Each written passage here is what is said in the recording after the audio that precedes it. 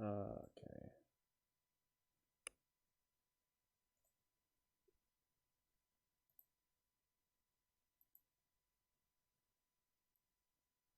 Cool. Cool.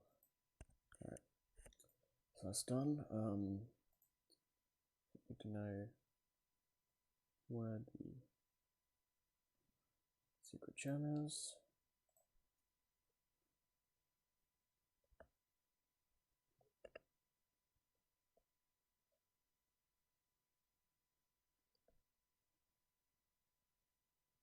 Oh, okay.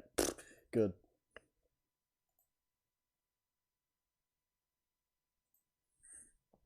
Alright, let's do this.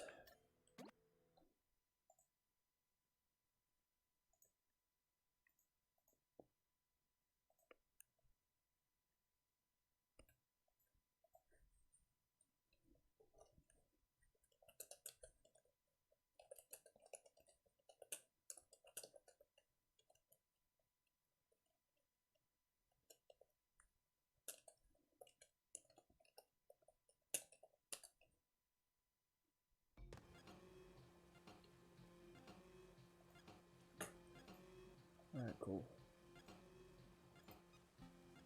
Let's get on with it.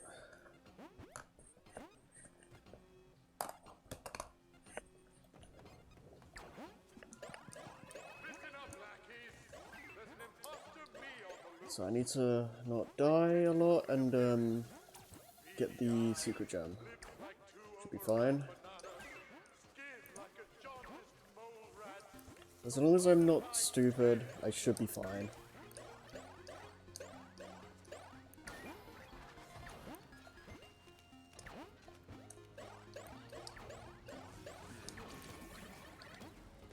Is it like here?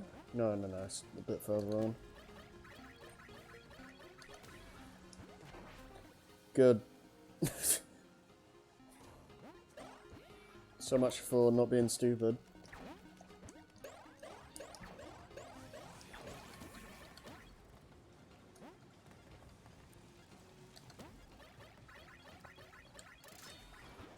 Okay. Let's not make stupid mistakes.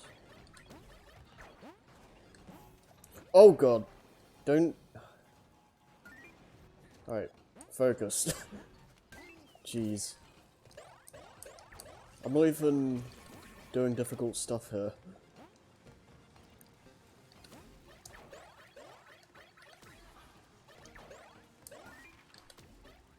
Okay, just take it easy.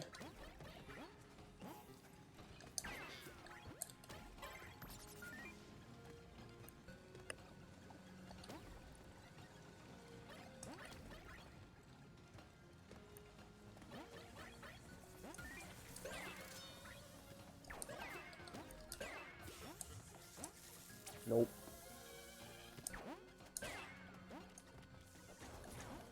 Hi guys, I'm gonna die. Okay. Thanks. You know what, let's just restart.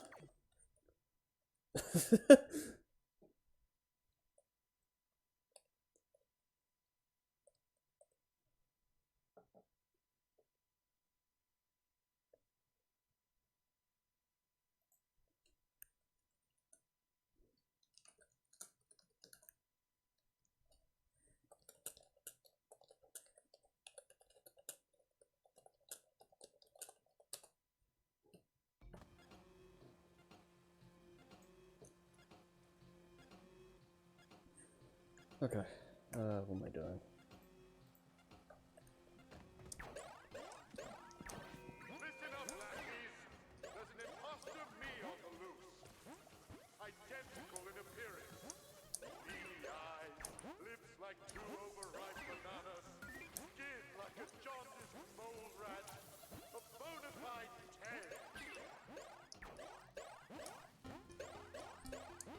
10. Yeah, boy!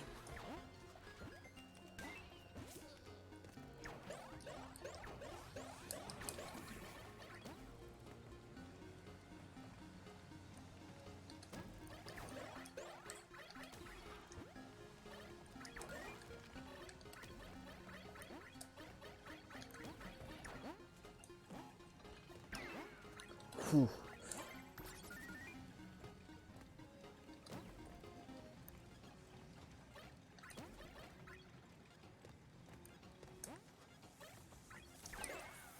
Alright, careful.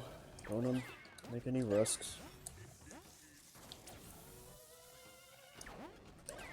That moment when you wish you had a bazooka, but we'll live. Okay, so it's like back here, just get past these guys, and then I kind of saw it. Yeah, it's there. Okay, now we can just finish the level. This is a long level, but we should be fine.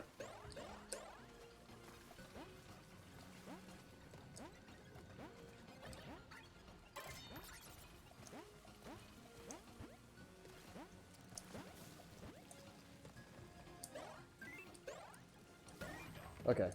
I was gonna say, is it worth? But it was worth, so that's good.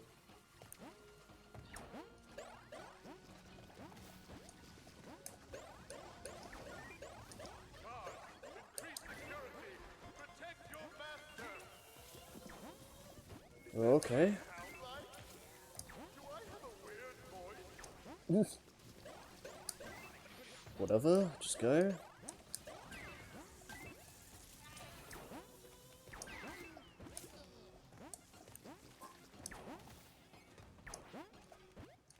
Oh, depth perception. Okay, that's all good.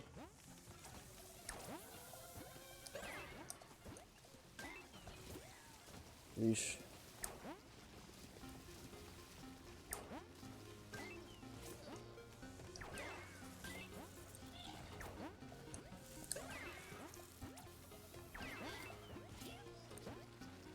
Easy.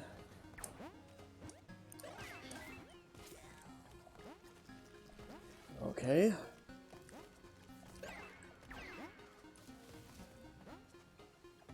Still a fair bit left.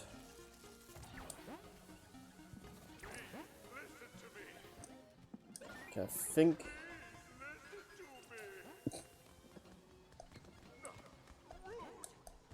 Rude. Oh my god. Oh, okay.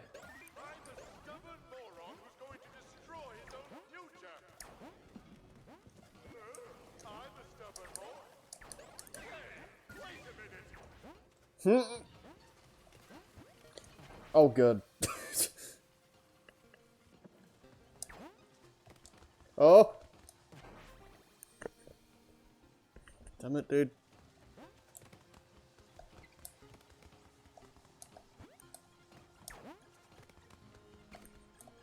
Oh, hey. I wasn't expecting you to show up so quickly. I do like how consistent you've been, X. It's definitely nice to have someone in these streams consistently.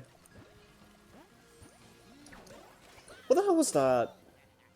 I span. Ugh, screw this. Screw this game.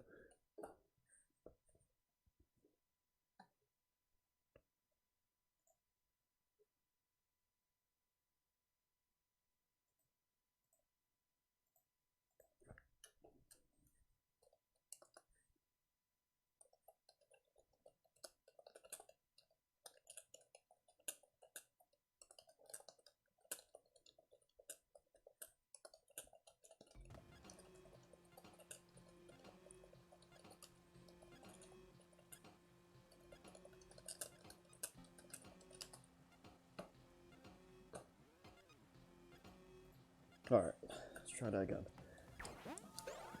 Alright, come on.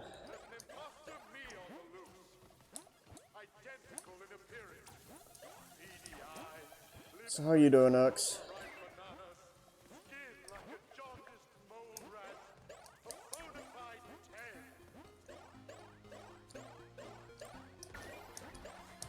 I don't know why I'm struggling so much doing this right now. But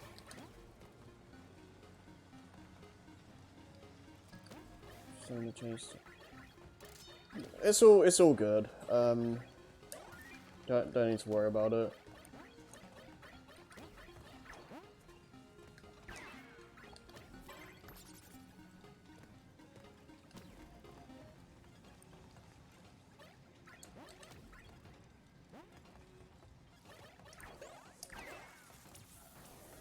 This guy. I don't know how you're supposed to avoid, like, get past this section fast, to be honest.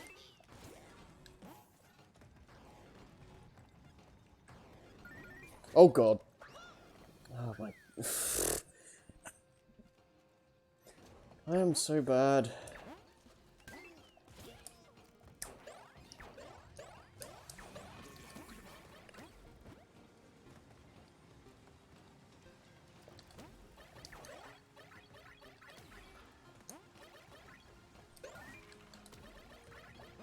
Okay. I'm kind of nervous I can't eat. Oh, you can't eat? Is there just no food in your house at the moment, or is there, like... Oh god. Some other issues? Because that sounds kind of concerning. Yeah, I'm doing okay. Just...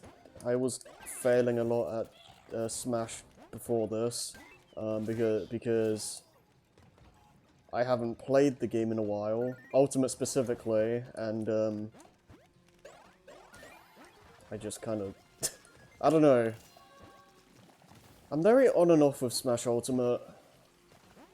Oh, some days I do fairly decently, and other days I'm just complete garbage.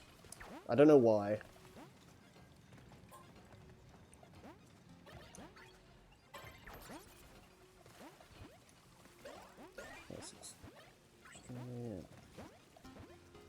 Oh damn, that sucks.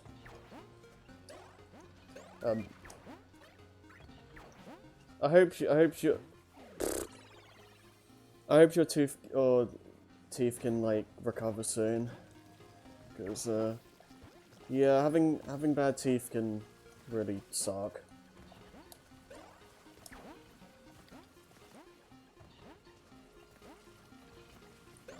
And it's one of those things where, like, the later... I mean, in your case, you don't really have much of a choice, but, well, alright. It's one of those things where, like, the sooner you get it treated, the better, because it's just gonna end up getting worse. But at the same time, that requires going to the dentist, which, screw that.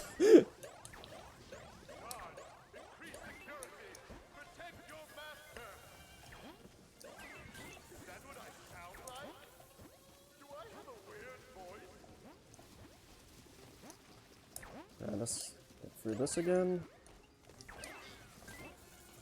I would like to start the flashback levels today, if possible, because we only need to do these like Cortex stages, and then we've got all the gems. It really shouldn't be giving me this much trouble, but yeah. Was it this last week?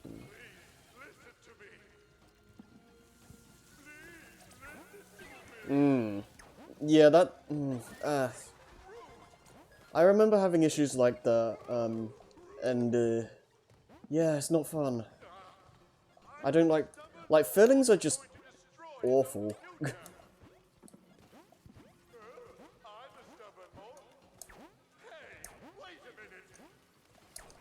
Alright. Can we not die stupidly, please? I just want to finish this level.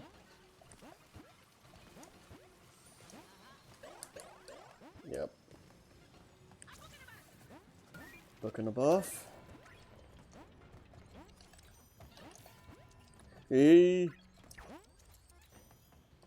God, this level, these levels, dude, so long.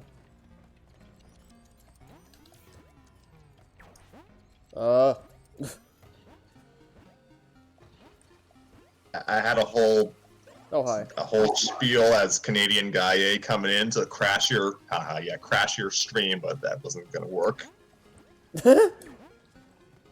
I can't. His voice is. I can't do his voice. It Hey scorches my guy. throat. Hey guys, Canadian guy A here. I don't know.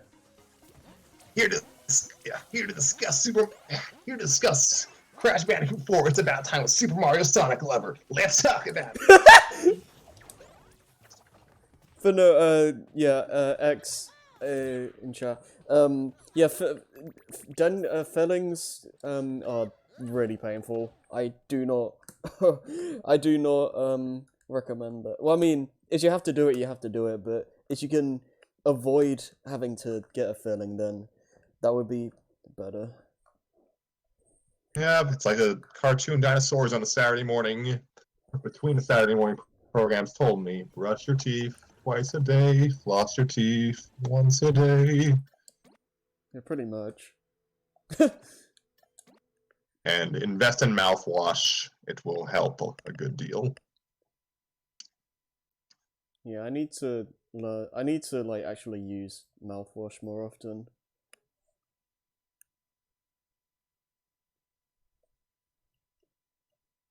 Why am I here again?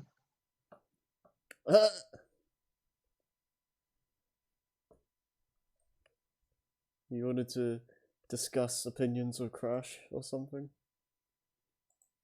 Oh, yes, that's right. My brother purchased me a copy of it, Crash Bandicoot 4 for Christmas, bless his heart. So I finally started it yesterday after a few levels, and my thoughts are as follows.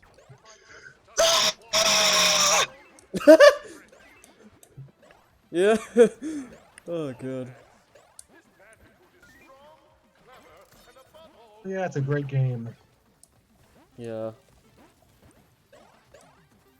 The only thing is drink water. I wanted to drink some cola yesterday, but really bad. Yeah, if you're having problems with your teeth, it's best to just stick with water for the time being, honestly.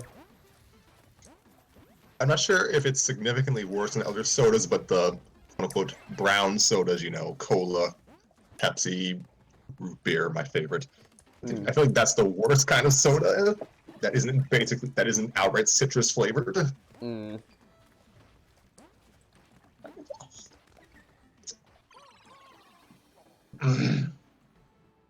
Coca-Cola always let me rephrase that. Modern U.S. Coca-Cola leaves a weird aftertaste. Yeah.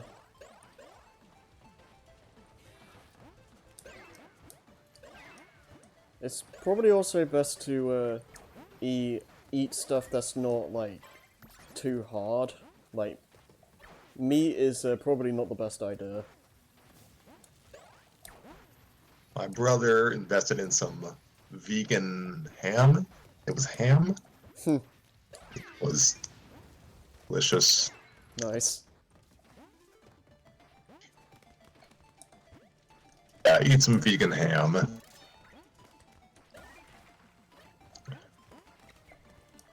Oh god. Seriously though, we're all in a pandemic. Like most of us can't even afford to see a dentist.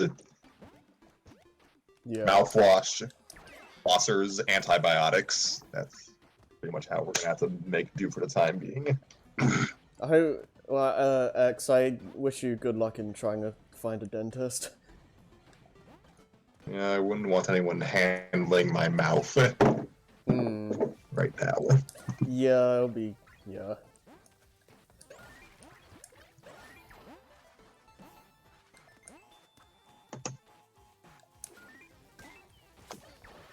But it's pretty funny because they make it it becomes like a funny gag in Lucky Star about how terrifying dentists are. I didn't fear dentists. I feared orthodontists. Oh yeah, those are worse. Like when I was like still getting braces and whatnot, like I dreaded every time I had to go there. It's been over 8 years since I got my braces removed, and I still don't eat soup all that often because of it. enough about that kind of pain. Let's talk about the gameplay pain of Crash Bandicoot 4 It's About Time by Oh, Activision yes. Blizzard. So how's your But first, experience? a word from our sponsors. Raid Shadow Legends is the most... Oops. Yeah, I'm only about 9 normal levels in, so I've got the starter pack experience right now. Mm. Oh dear, what an experience this has been so far. Yeah, it's definitely something. Boy, I wish I could play a new Crash Bandicoot game that isn't a remake. And then the monkey's paw curled a little more. Yeah, I do whenever I hear, like, wisdom teeth getting removed, I always, like, kind of wince. Like, just teeth getting removed in general, it just makes me wince. Oh yeah, I watched Rudolph the Red-Nosed Reindeer for the first time in its entirety Oh. on Christmas. Hermie's a psychopath. Man. I haven't watched that in, like, years. It's cute. Mm. I really should have watched a Christmas movie like this year. I didn't watch really anything. I just kinda... yeah. Just another day. Mother's name, Sharon. Childhood pet, frog with googly eyes. Favorite food, buttered noodles. Butter on the side. Yeah, anyways, I liked B Legends 1, 2, 3. Thanks for following.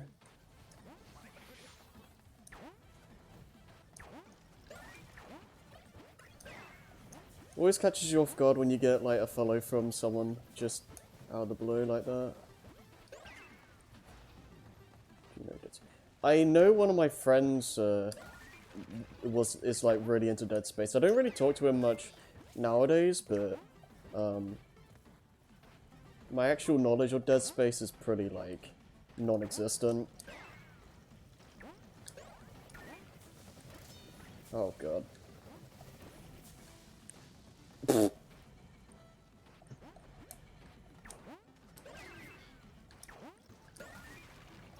Anyway, Scrappy, you want to talk about your experience so far?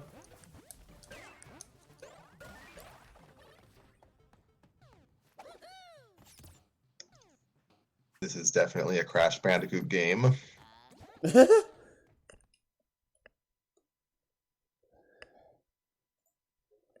don't waste any time. I already forgot what the first level's called. Rude Awakening. Hmm. Yeah, it's definitely a rude awakening. Yeah, it's pretty involved for an opening stage. Yeah, a little too involved compared to Insanity Beach, Turtle Woods, and Toad Village. Yeah, it's quite a big step up.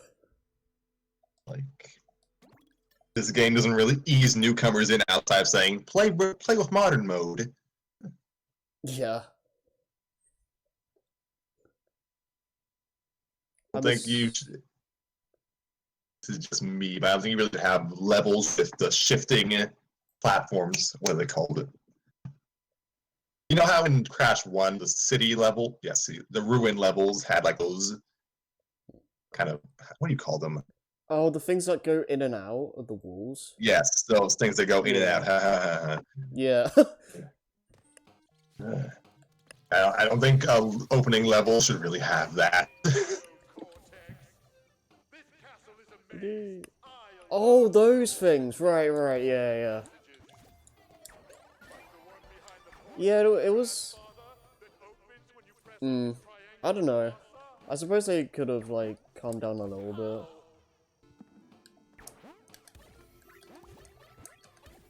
I'm honestly just still getting used to the physics because I heard ahead of time, no, this does not play exactly like Insane Trilogy, so I refrained from replaying Insane Trilogy so I wouldn't suffer from muscle memory. Yeah, I've come to a point where I think this is my favorite feeling crash.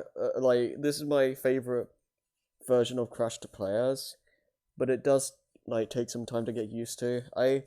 The only thing I don't really like too much is the slide jump has like no momentum.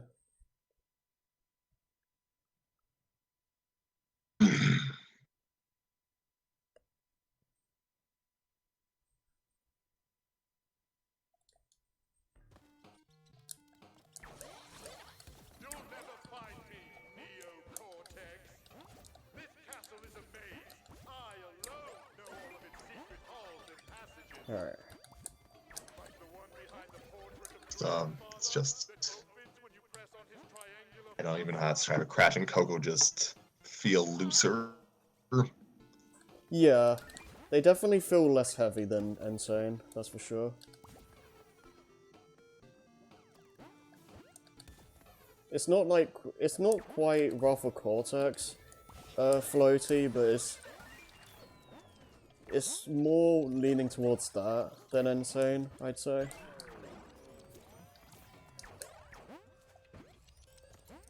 Your PSN got hacked?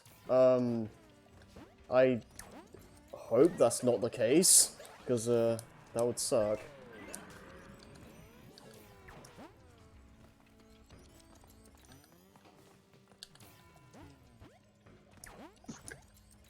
Oh god. Okay, that was skill right there.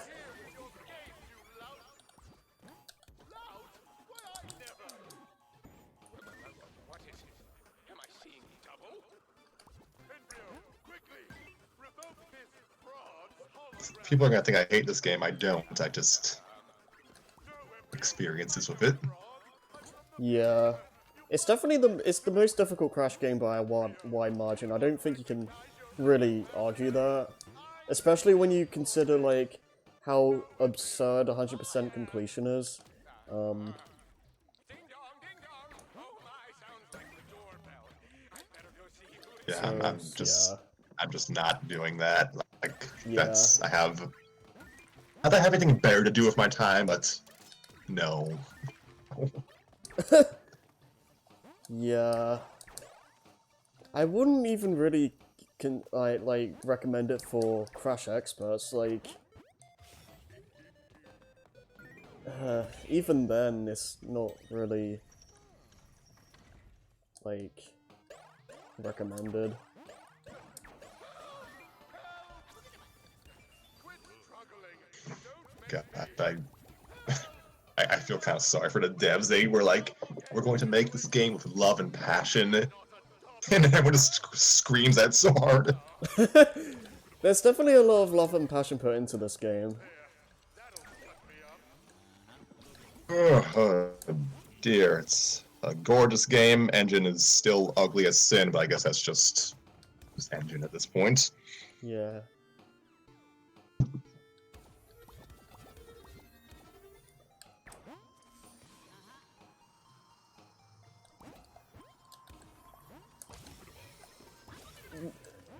Yeah, I'm just trying to get a feel for this game and its crashism, its unique crashisms, that is. Yeah, it's essentially like learning a.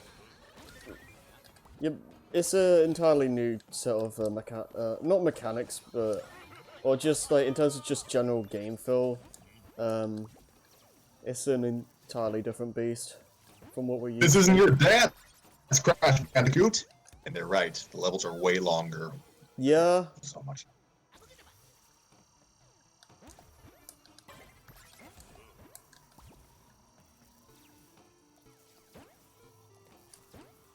Like, some of the levels in Rafa Cortex could be pretty lengthy, but not to this extent. It's like... Not to jump into spoilers, even if you're streaming content that I have not even seen yet, so your audience is way ahead of me. But, Yeah. Yeah, this does feel like a loose spiritual successor to Rafa Cortex. You got the multiple masks. One of the bosses is basically just jump and duck. Yeah. And yes, there's even an atmosphere segment, sort of.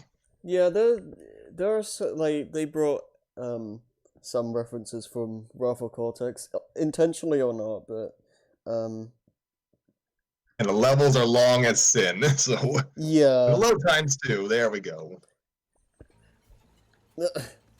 Jeez. I'm sure they'll patch them to be shorter when the inevitable Switch and PC ports come about. That would be nice. I would like that.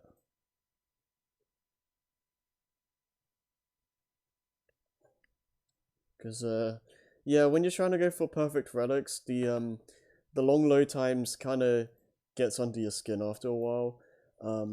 Like honestly, I'd probably say that the load times are worse than Raffle Cortex. At least it feels like that.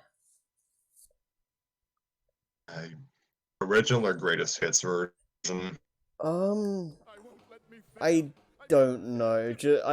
All I have, I only have the version I have, for reference, and I think it might be greatest hits actually. I'm not sure.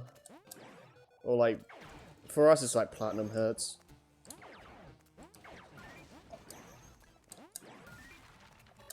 Oh my. I'm such an old man that the most exciting thing about the new consoles is, oh my gosh, we're shortening load times. Yeah, Yes, finally. that's Game like changer. that's like the only thing I really care about at the moment with the PS5 and whatnot, because I haven't really seen anything else that's really made me want to jump out of my seat. Such an, like, that's just how I'm just a grumpy old man in a 24-year-old body at this point. Yeah. I'm about as old as Crash Bandicoot, so that's something. Whoa. Like I have no real opinion towards like the actual software at the moment, but in terms of like just the hardware specifically, I just after how like load times during this like generation have been so long, especially towards the end of it, just the idea of them being way shorter is just inherently exciting to me. There must be a way for me to reach. I don't know if they got worse in 8th gen, but I'm not sure if they got better either. Yeah.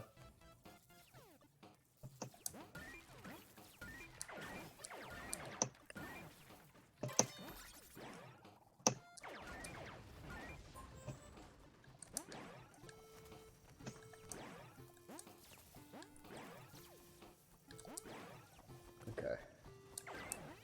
Oof.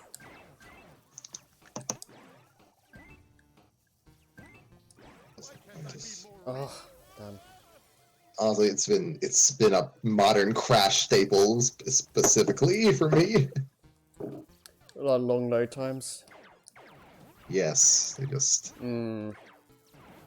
Yeah, I mean they were kind of long in the Titans games as well, I think.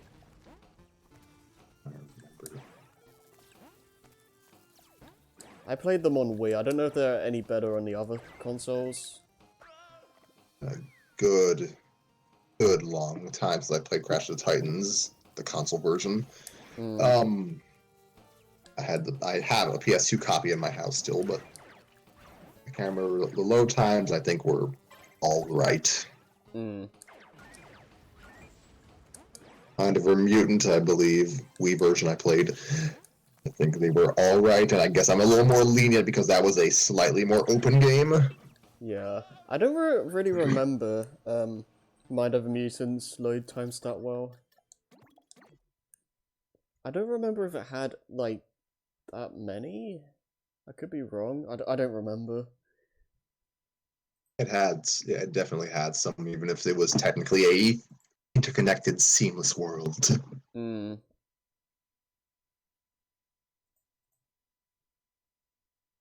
I'm not gonna lie, it's weird going back to to go on topic of Crash 4.2.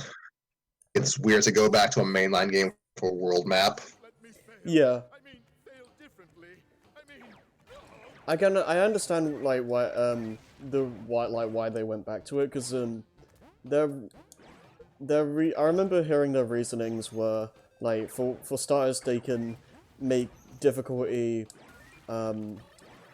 increase at a more like organic level, as opposed to a warp room setting where like you kind of have to make it so each level in a warp room area is around the same level of difficulty. Ostensibly. Yeah, it gets kind of it doesn't. Crash 2 and 3 don't really stick by that a lot, but they try to do that. And then you have what is it? And then the other reason was that it makes it easier to tell a ongoing narrative when it's just level to level, which I can understand. I'm fine with it. It's pardon me. I'd say the linear progression worked to Crash 1 and Crash of the Titans' benefit because they were kind of trying to tell a linear story. Hmm. I do think it generally depends on what the individual game is going for. Like if it's like trying to just be like an ongoing journey, then the world map system I think works fairly well.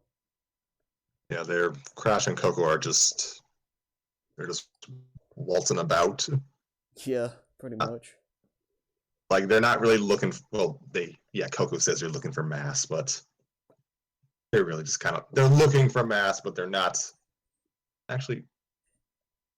The MacGuffins are sentient this time, so I'm not really going to call it a collectathon. Yeah. The game doesn't really have a central collectible. Like the masks don't really count because they're more like a power up. I don't really see them in the same light. Yeah, it is a little weird that, frankly, why are gems even in this game? I don't know. It's really pretty much just there for a Crash staple at this point. They don't really have any reason to exist.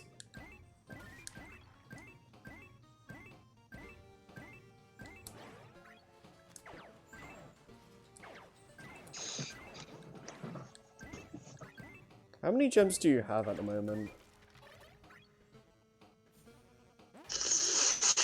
Not enough, but No. trying to remember. I got. Do I have 5, 9?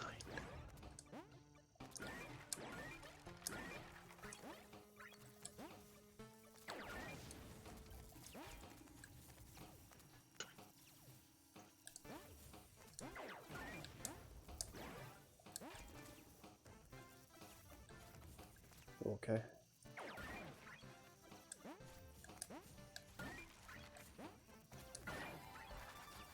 There must be a way for me to reason with me.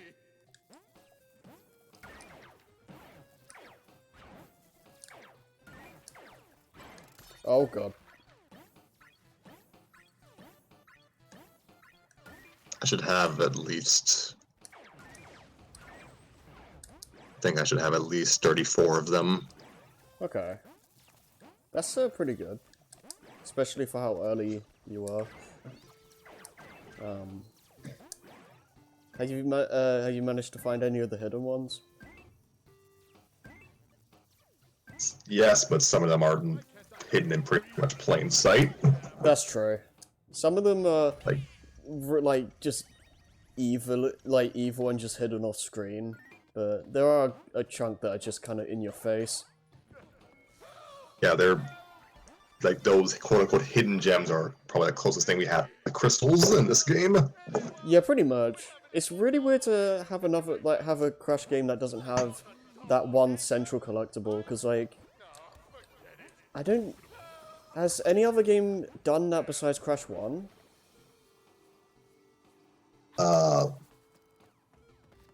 of the classic style games, I think Crash 1 is the odd one out. Like there's always something. All the yeah, pardon me. There was always some other central collectible, even if it didn't really make any story sense to have it around. Crystals, and I think Entranced had the crystals and I think some gem shards later on. Yeah, I remember that. I think even like Crash of the Titans DS has a like a stage collectible in it. Yeah, Titans DS does have crystals as well. I'm not sure if they're like the primary collectible, but they definitely had crystals. I do want to play that at some point. Apparently it's really short. The game itself is short, the levels are quite long. Are there just not that many levels then? I'm trying to remember how many. Oh god. Probably about over a dozen or so. Okay. Like at most 13, and Crash, you don't play as Crash in all of them. Oh yeah, I know you play as Nina in a few levels.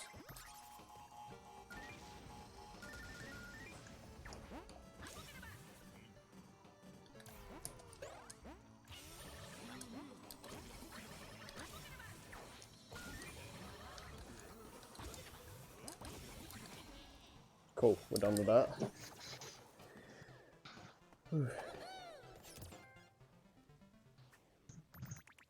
So, yeah, we don't really have a primary collectible in this game outside of the mask, and they're more likely power-ups from Warped.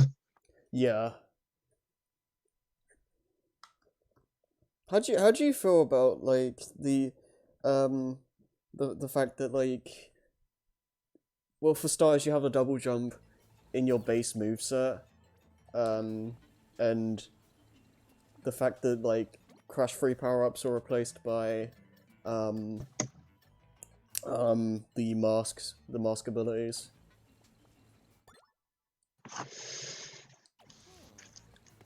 I am so mixed on the double jump. I know, I think Entranced and Twin Sanity already gave you a double jump in your kit by default, so it's not like it's some new revelation. That might have been the only game. Well, actually, no. I think I don't remember if the Titans games did that too. I think you have a double jump in those games. I mean, you have platforming often in Titans, but yeah, you do have a double jump. Yeah, I technically got the 100% ending, but I'm doing the rest of the flashback tapes first because it just, yeah, there's no reason to just watch the ending now. I'm probably just gonna have to watch the ending on YouTube like a schmuck. That's what I did because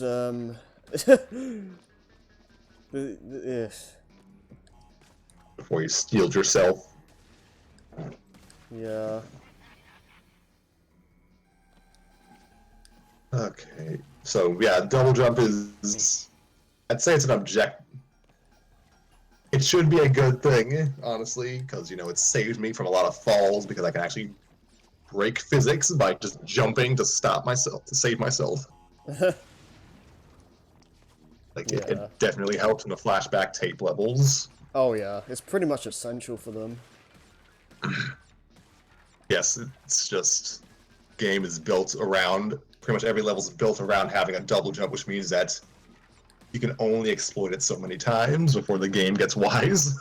Yeah, that's true. Although you can get pretty creative with the slide jump because it doesn't actually like, what is it? Like you can slide over an edge, and you don't actually start falling until the slide jump actually ends. So you can get like pretty far distances with that. I have to give Toys for Bob credit that they actually kind of make use of the crouch jump more often, even if it's just a means to usually force you to get crates off screen, which Yeah.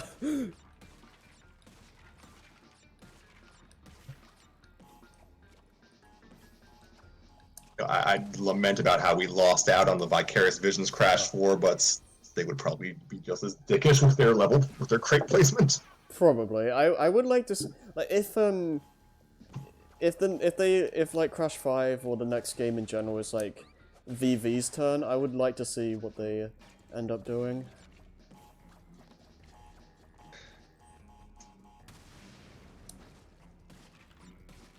Although it makes me wonder who's like if we are gonna get a Spyro 4, who's gonna be making that, because Toys for Check Bob. 6 is coming back from the dead. Oh god. That would be something. Proved the first time, they're going to do it on their own terms now. We don't have Universal screwing us over this time. God, I feel so bad for the Enter the Dragonfly developers.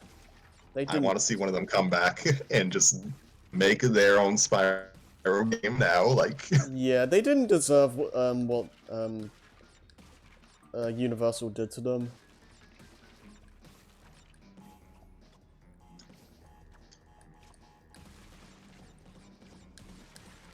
Oh, jeez.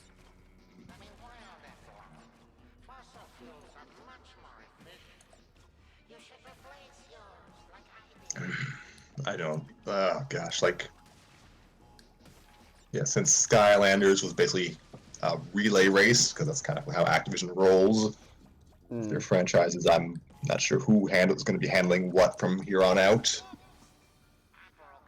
Yeah, they seem Vicarious Visions. Go on. I was gonna say they seem to like kind of pass the baton a lot with like Crash and Spyro, so I guess it could be anyone. Let's see. I'm trying to think. I guess since Beanox outside their assistance with Crash 4, they're technically the ones who finished their game or finished their game first, or at least most recently. So maybe they handle a new Spyro. I've heard that a few times. That would be interesting. They did a really good job with Nitro Fueled, so I'd probably have a lot of trust in that they'd be able to do a good job. Gosh, I missed Nitro Fueled's DLC. Yeah, that was pretty good. Oh my god. This game really loves its Nitro. I'm not sure what they're called, but those torch boxes that I hate the most. Oh yeah, I'd be fine with those being cut in the next game. They kind of just kill the pace. I'm surprised that they didn't bring back the roulette boxes though, like, Dang, Harry, spoilers! Oh. I guess it's a fair point, but, I mean... I was just joking.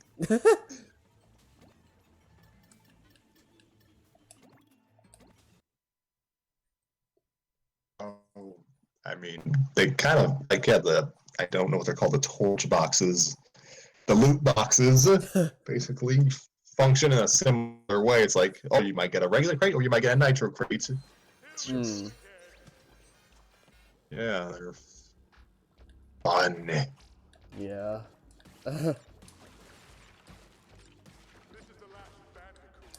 Also, yeah, they seem to like stacking TNT crates on top of other crates more than usual. Yeah. So it's basically me having to try and gauge my position to see where I can spin. Yeah. This game is hard, folks.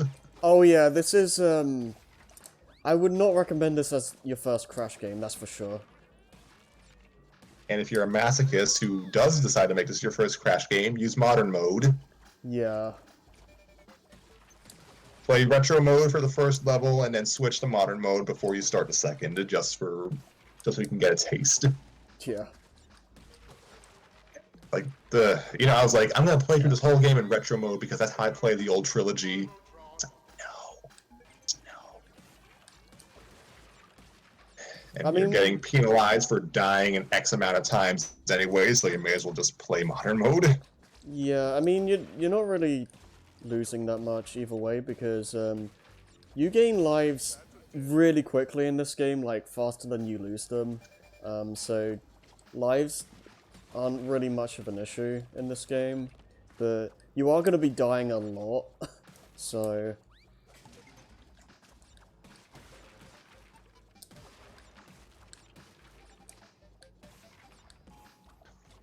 Yeah, like it's like trial and error is just the standard Crash thing. That's its thing. It's always been its thing. Yeah. But then you put down death pars and it starts to become even more stressful. Yeah.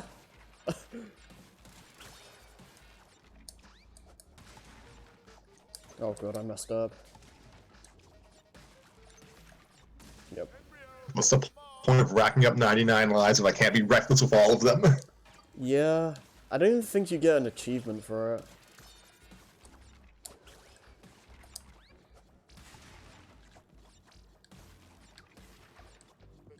I like playing as Tana a fair deal. Yeah. Her grappling hook is just fun to screw around with.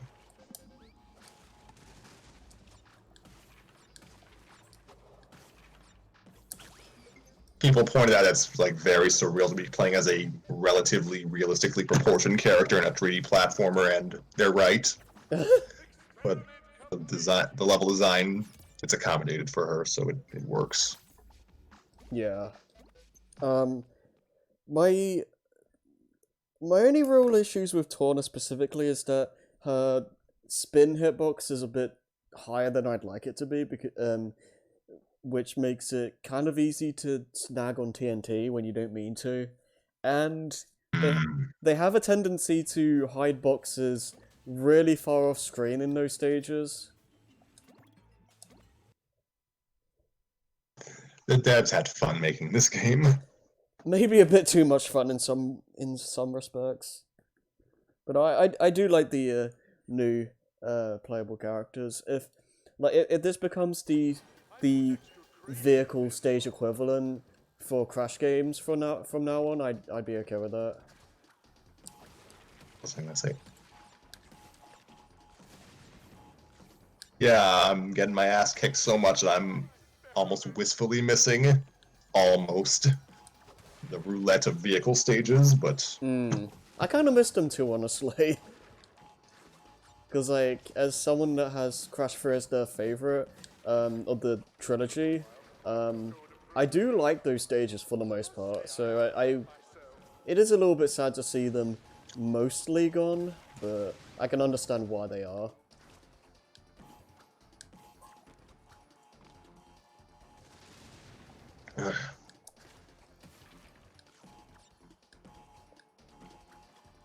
yeah, I just need. Sometimes you just need a break from the usual gameplay cycle. Yeah, that's why I don't really have as much issue with like gimmick stages in platformers as much as some people do, because there does come a point where I'm kind of exhausted by the regular gameplay, and some general variety is kind of nice. Yeah. Because when you do the same thing for so long, after a point, it does get exhausting. It is kind of weird though. Like I don't get fatigued as easily with like 2D Mario as I would like a 3D platformer. That's a bit interesting. I think that might have something to do with the fact that like 2D Mario levels are a lot more I don't know if I want to say condensed, but they tend to be shorter overall, so getting through a dozen or so doesn't feel as much of a big task, I guess. Maybe. Like, I think I feel like the timer is kind of an not I guess, an overlooked part of the 2D Mario games. Like, it actually requires players to not just screw around too long. I would, yeah, My game analysis is on point. yeah, I'd agree with that. I didn't really like it in 3D Land and World. World more specifically because of how it opened up the levels a lot more, but I think it does work fairly well in the actual 2D Mario games. Yeah. It is really weird though. Like, finally, we're returning to the old. We're retired. Ugh, my gosh.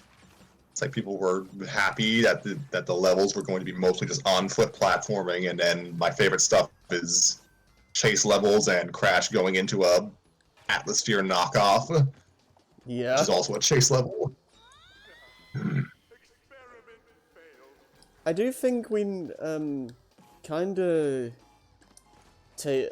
I feel like we kinda take stuff like mini-games and 3D platformers for granted, because I know, like, not everyone enjoys that kind of stuff, but,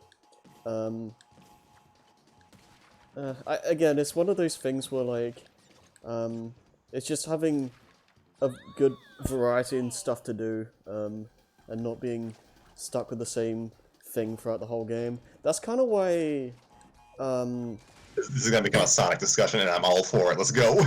I mean, I wasn't thinking Sonic specifically, but that's kind of why Spyro 1 and 2 can be kind of exhausting, because you don't really... The game doesn't really change that much throughout the whole thing. Yeah, I can understand that. Spyro 1 more so at least. It's Yeah, Spyro 2 at pretty least... straight. Spyro 2 has trolleys. Yeah. Like, the actual mini-games in Spyro 2 are very hit or miss, but it does at least try, which I will appreciate. I will say I appreciate. Yeah, I know. Yeah, people generally do kind of hate any kind of quote-unquote diversion in a 3D platformer, but yeah, in hindsight, they exist for a reason, and when they work well, they really do work. Yeah. Like, I actually like I know I'm not sure. It's probably been a sentiment that's existed for a long time, but it's kind of gotten more popular to kind of rag on Crash 3 for all of the vehicle levels, and yeah, I'm kind of there with them on to a point, but To a point, I I can... enjoy most of them. Yeah, to a point I can understand the sentiment, but I feel like... I mean, I can't, like, force people to think a certain way, obviously, but I do feel like it's a little bit overblown sometimes, like, how many, like, vehicle levels there really are. Because there's a decent amount, but there's not nearly as many as people usually seem to say there are.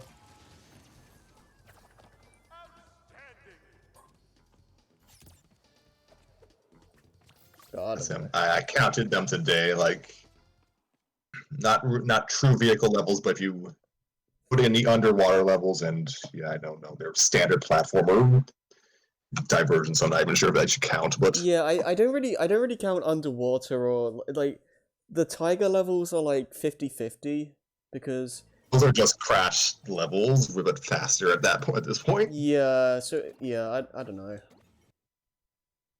the point is a slim majority of the levels are still standard on foot platforming, and that's fine.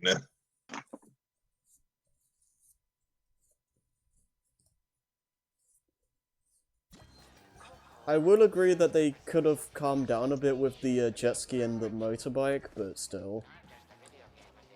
Yeah, I don't hate I don't hate the jet ski levels like some do, but could have maybe gone without 2 of those bike levels. Yeah. They probably could have cut, actually, I don't know, I don't really, like, in hindsight, I don't really know what levels they could have cut for something else. Like, maybe Area 51 could have been something different, but I'm not sure. I mean, I would have just been fine with fewer levels if they took that time to polish everything else. Yeah, I suppose. Like, yeah. So yes, the lesson here isn't that gimmicks bad or gimmicks always great, but nuance. It's something. Nuance is good. Yeah, it's definitely a case-by-case basis. It needs to be judged individually, and not like on a base level, like it's a gimmick level, like ergo it's immediately bad or it's immediately good. Yeah. Also, I'm surprised Crash has never really had a proper obligatory rhythm level. I guess the riding levels have a rhythm of their own, Yeah. and Engine's boss fight in this game is basically our Guitar Hero level, so that's something. Yeah, that is pretty cool.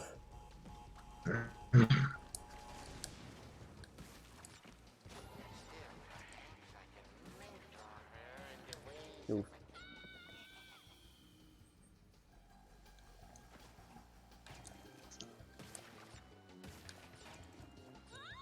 And since I already brought it up, I guess this is where we discuss Sonic for the umpteenth time. Yeah, honestly, I wouldn't mind a few more diversions. Yeah. Sonic, if only if so Sonic Team could actually get to reuse their assets a little more instead of just burning them on a boost level. Yeah, that is true. The adventure games were probably a bit more clever in reusing assets than we gave them credit for. Oh, definitely.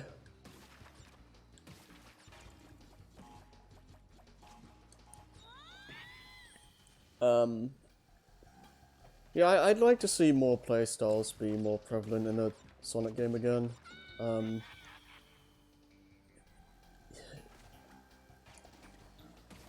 Yeah, I don't know. Sonic's kind of weird in this case. And his children is the part where Harry and Scrappy get depressed about the fate of Sega. Oh god. I mean, it's supposed we to have be. What We is have it? this conversation like once a year, and it's just it's interesting, but it's still sad. Yeah.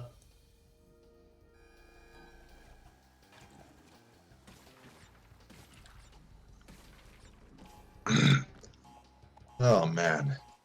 So yeah, so far this game is interesting. I'll have to finish it to really I'll have to finish it to really, see where it falls in my rankings, but it has the spirit of Crash Bandicoot. Yeah. I think that's all people wanted, really.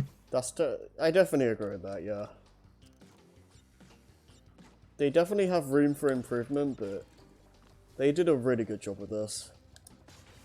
If a sequel just cuts down on the amount of collectibles and shortens the levels, I'll automatically declare it to be a better game.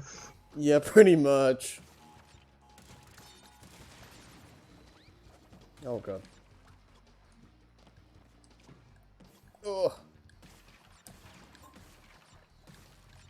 Let it be known I am not looking at Harry's gameplay right now because, well, I'm behind. Yeah. I'm doing So, flashback levels at the moment, so. yeah, right now I'm just looking at a GIF from this game called H2 Overdrive. If you've played Hydro Thunder, that's basically what this is. Oh, okay. I played Hydro Thunder with Lewis and Joey before. GIF is just mesmerizing. It's like that old arcadey PS1 racer that we don't really get too much anymore. Yeah.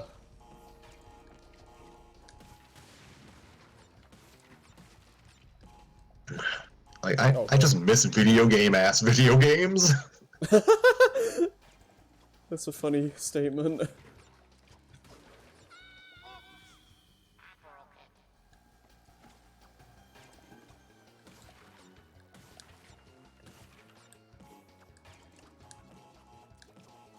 You could just get away with a lot more when the graphics were lower. So, oh, there's a hidden pathway behind the danger sign. Yeah, that makes sense.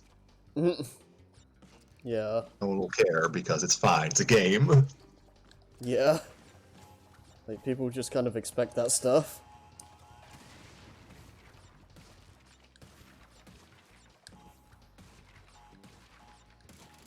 I've unlocked 3 of the flashback tapes. Yeah, those. Yeah, they're kind of my favorite parts of this game. I can kind of see what you mean by that.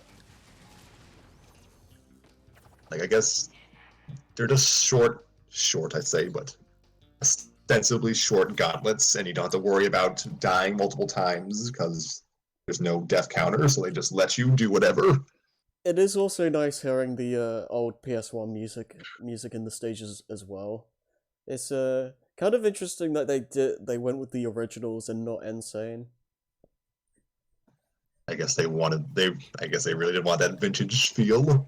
Yeah, it makes sense. Gosh, like I'm surprised there aren't like some laser discs in the background on a wall. Oh man, that'd be pretty funny. Uh, yeah, I liked.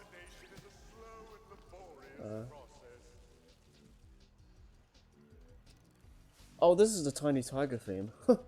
um, what is it? I kind of like to see these as like the Cortex bonus streams in Crash 1 on crack.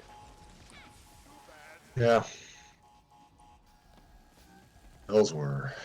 I don't want to talk about those. Oh, it was fun in the original when like if you failed it, you have to you'd have to like play the whole stage again. You know, I was thinking earlier this year I should just replay the original Crash games, like original Crash games, just fun. And then I was like, wow, Crash 1 really is painful. I mean, So thank you for reminding me that that was a terrible idea. yeah. I mean, honestly, that sounds like a blessing after going through all the garbage this game expects you to do for full completion. But, eh. Like, I have the personality traits that pretty much say I must get 100% for these old-timey 3D platformers that have hidden endings, because, you know, remember those kids? And, yeah, I guess I'm just not doing it this time.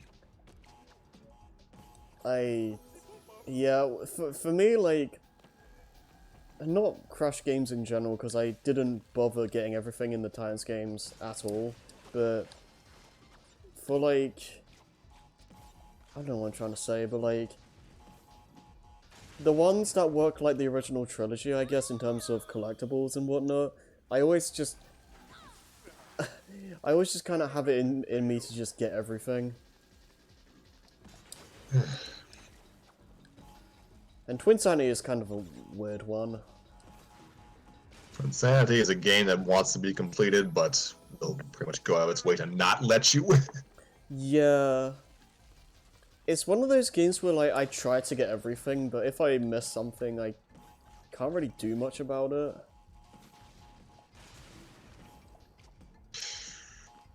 Oh, good. Insanity is in dire need of a remake. Yeah, I don't know if I see that happening, but I feel like that's the one game that deserves a remake, like, at this point.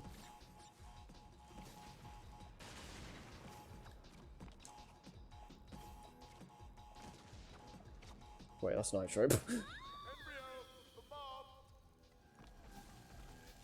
Wait to get to the flashback tapes where the metal bounce crates have limited use because they haven't punished us enough. I do like the new, like, the fact that they did come up with, like, all these new box types. Box types mostly designed to kill you. Yeah, pretty much.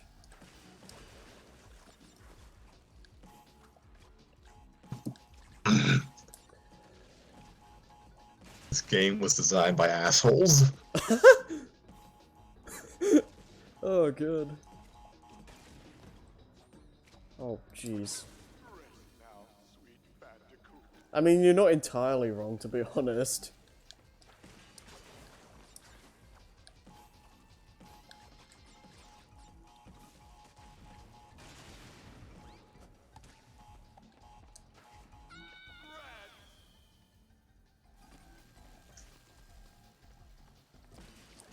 I'm surprised that there's only 4 colored gems in this game. Yeah, that is really weird. It's kind of weird how, like, they kind of just keep getting less and less. Like, Crash 1 had 6, I think. And then, I believe so. yeah. Like, Crash 2 2, and 3, had 5. 3, and Wrath 6 had 5, and then Ultimate Sandy had a bunch, but they were just gems were just basically floating around at that point. Huge Adventure, I think, had just 4. Entrance had 3, but the shards were broken. It was broken. They were broken up into shards. Hmm.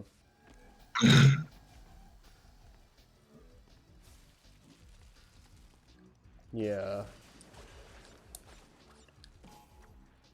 I just got the green gem by dumb luck. Oh. Did you get the red gem? No, probably never will. Oh. Do you have any idea where it is? No. Okay.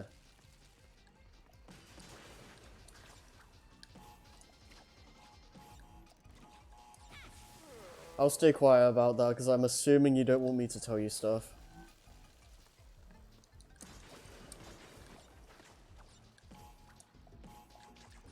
I appreciated the Mega Mix poster on one of the post-apocalyptic levels. That's cool.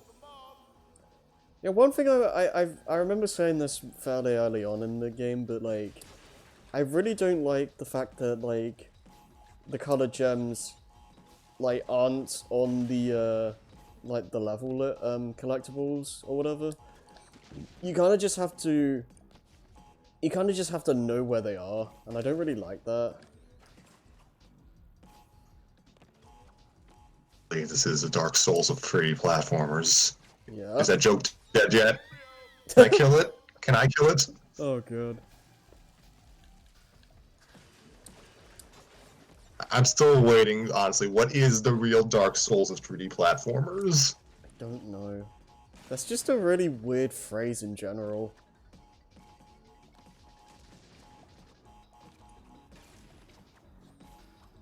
Would you say it's a Dark Souls of comparisons? I mean, that's I guess.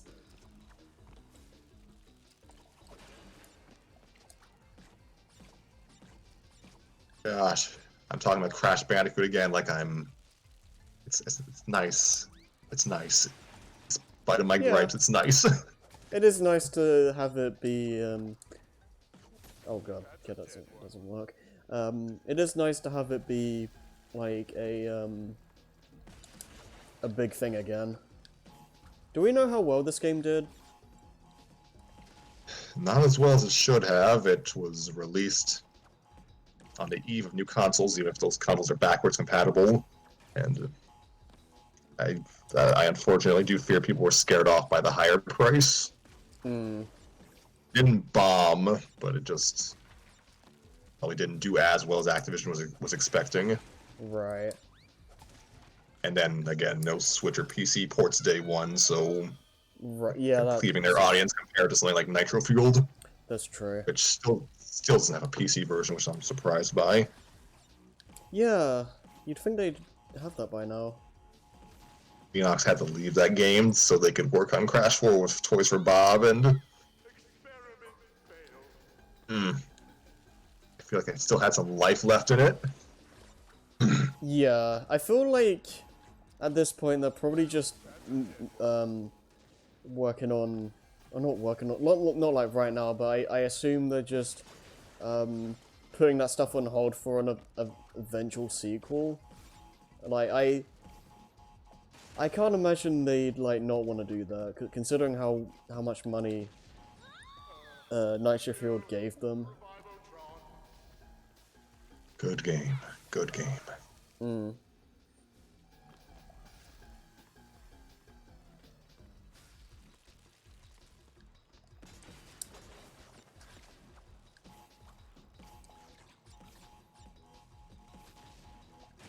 Yeah, I've been getting a lot of ads saying Crash 4 is on sale. Honestly, my computer has been getting a lot of ads for Crash 4 in general. It's kind of creepy. It's like they know. You never know who's listening. Oh god.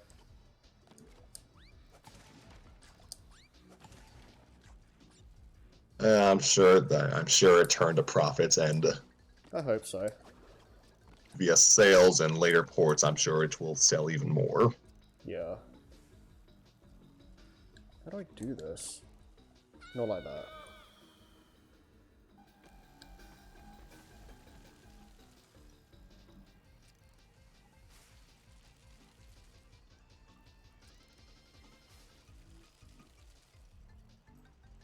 Yeah, I hope it does decently enough to where Activision don't just pull the plug again and say like, oh, it's not doing well. Let's just can it, because that would be that would suck. So then I have to reboot it in 10 more years. Crash Bandicoot 4, the real one, we swear this time. And the pain. If they, yeah, I feel like if they ended up doing that, I'd probably be pretty upset, because like you can't, like this, even if I'm a bit iffy in general on this being a new Crash 4, I can give it a pass considering circumstances, but if they try doing it a second time, that's when I'm gonna have issues, because at that point it's just kind of silly. I should point out there are technically 3 games that can lay claim to being called Frogger 2. I'm just saying there's precedence. Yeah.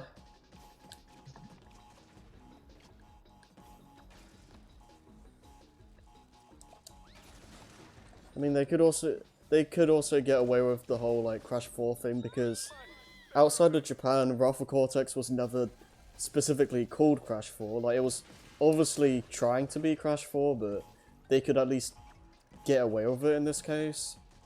So I guess it's fine. Embryo, the Revivotron. Yeah, I really don't know how you're supposed to beat this.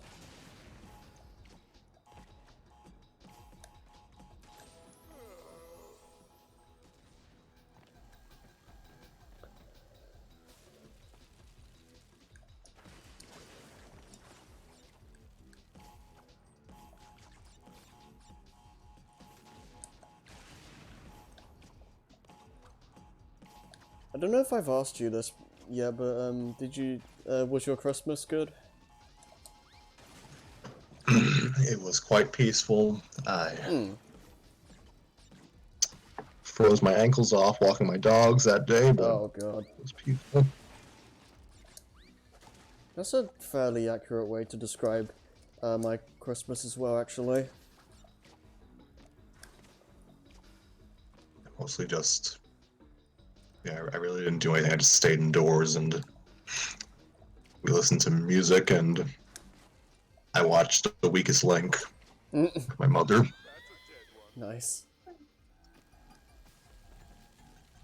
And my brother just sprung a copy of Crash 4 on me, so that was nice.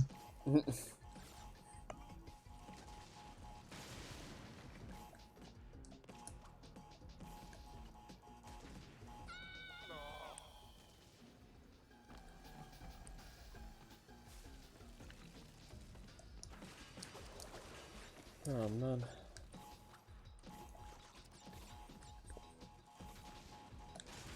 Did you end up watching any movies or anything like that? I watched Rudolph the Red-Nosed Reindeer, like, Right. technically it was the day after Christmas, because it was already past midnight, I think. And also watched Frosty's Winter Wonderland. Experiment failed. Yeah, I actually watched 2 versions of Rudolph. I watched the Rankin Bass special everyone knows about, and then also watched a 1940 1948 Fleischer Studios animated short based off of the book. They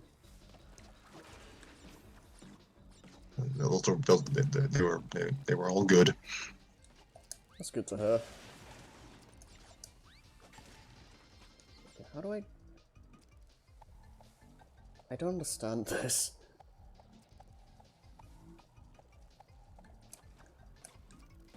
Oh, okay. Wait. Oh, jeez.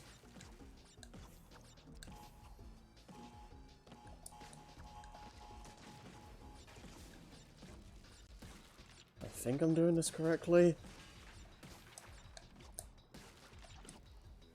Oh my god.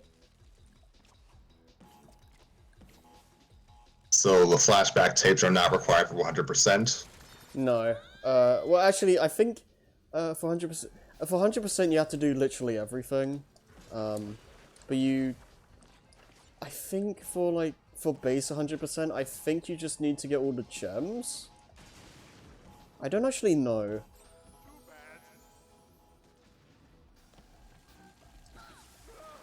I don't really know what the requirement is. Come on.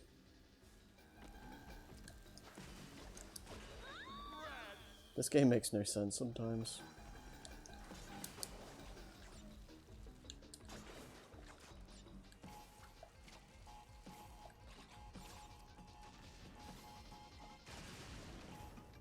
You've only done the engine fight, right? You haven't done any others?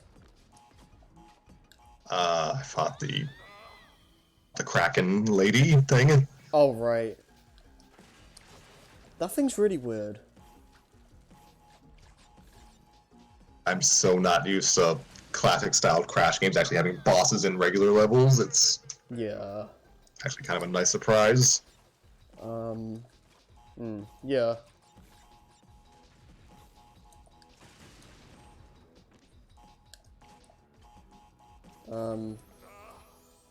I guess it's not really a spoiler because it's something that got cut, but there was originally supposed to be a Ripperoo fight that was supposed to be at the end of a stage the same as the Kraken thing, but they just cut it for whatever reason. This game seems to not utilize the mutant, the Cortex Commandos that much in general. No, which is a little bit of a shame, to be honest.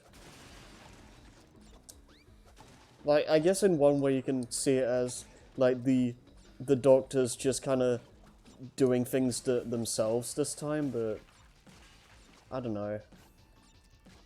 Why is Brio even here? I don't know. That kind of confuses me.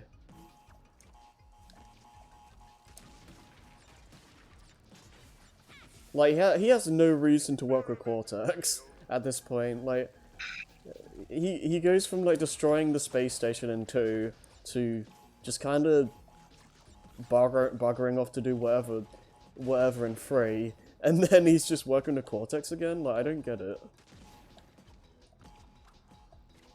Alright, since you've played through the whole game already, I'm going to presume your audience has seen the whole, at least the first part of the story. Yeah, Cortex and Tropy have been trapped in the void for apparently 22 years, unless they stop counting at some point. Yeah. Putting aside how they don't look 22 at all. How much time passed in Crash's universe? That's a fair point. Time travel is weird, because it could be a case of, like, well, I mean, Cortex and Entropy and all that were sent to the past, supposedly, so it doesn't, like, no matter how long it takes for them to escape, for Crash and Company, it's probably gonna look like it was just a couple months or a year or something. Assume that this game took place in the 90s because it's, a direct sequel to Warp. Yeah.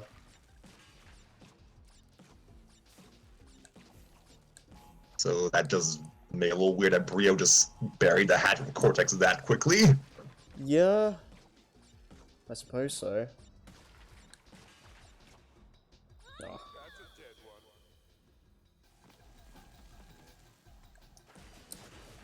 I mean, I will say this much. To be honest with you, I think Mind Over Mutant handled Embryo's return a lot better because they made a much bigger deal about it, and they made it clear that Embryo was still kind of has some bitterness towards Cortex. Yeah, Radical took advantage of the fact that there had been, well, I mean, Brio was into insanity, but he wasn't working Yeah. with Cortex in that game, and he didn't even talk, as far as I Yeah. can recall. He was just kind of there. Like, Radical took advantage of the real world gap that the real world gap that had occurred in the last time we actually saw Cortex and Brio working together outside of Yeah. Crash Bash, and yeah, they played that up for all it was worth. Yeah, I really liked that. It made for some of the best cutscenes in the series. Oh gosh, I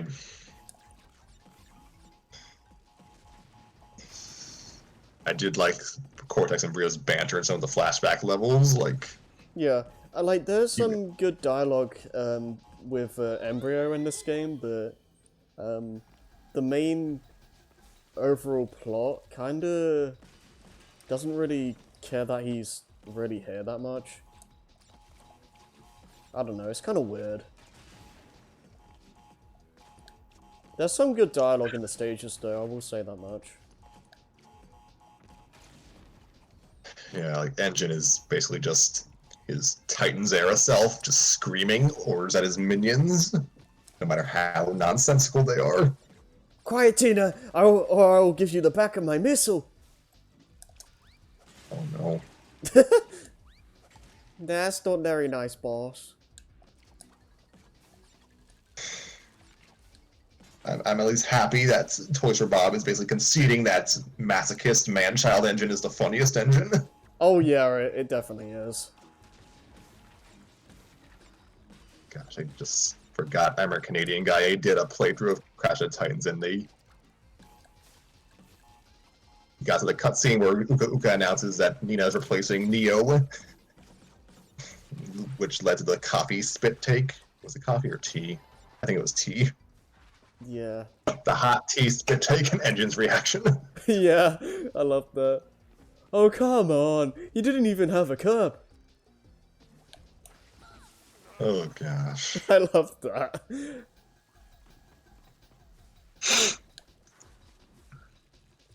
I should write fan fiction of Crash for Crash Bandicoot. I feel like it fits my writing style better than Mario does. I actually would... You know what? I would agree with that, actually. I feel like there's a lot more fun shenanigans you can get out of the Crash universe than Mario.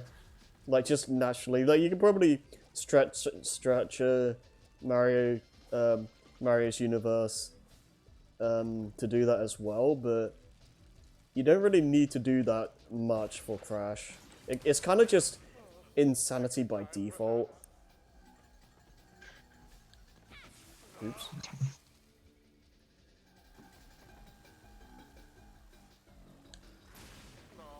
I think I would have too much fun writing Cortex. Yeah.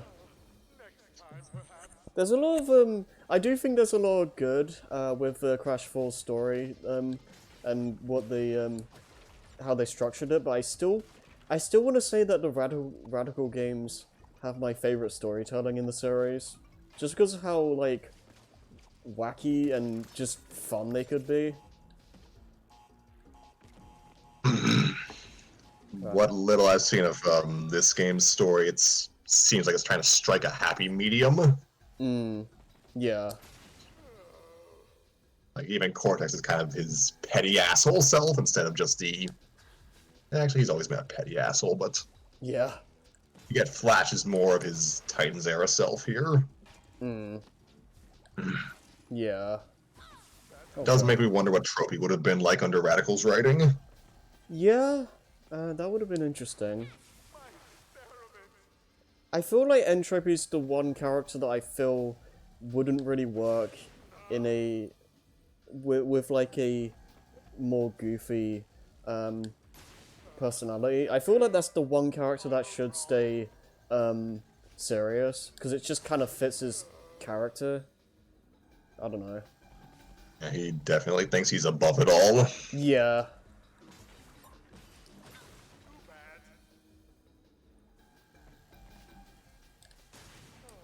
Next time, perhaps.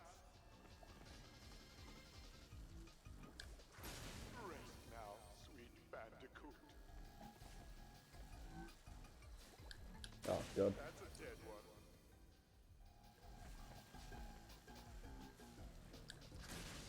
Yeah, I guess to go back to the world map discussion, like I guess that they're like, yeah, them announcing that they wanted to keep everything relatively linear for story purposes was, I was honestly fine with that.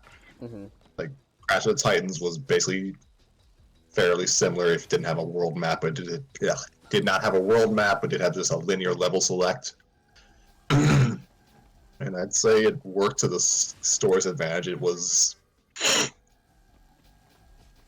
Crash of the Titans story isn't, it's not the most complex thing, but it does have a pretty straightforward crescendo of things. Right. I think the main thing for me with like specifically Twin Sanity, Titans, and Might of a Mutant, like the stories in those games aren't really that much more complicated compared to like the trilogy. It's just that they're way more entertaining to watch. Yeah, they just finally got to the point where they could afford to do more cutscenes, and that let the characters could actually kind of flex their personalities outside of idle animations for once. Yeah. That's really that's all I'm really asking for at the end of the day. I don't really need like super complex stories or anything. I just want fun character moments. Yeah. Like, yeah, Coco didn't really become interesting as a character until, honestly, until maybe Twin Sanity and Radical. Yeah. Oops.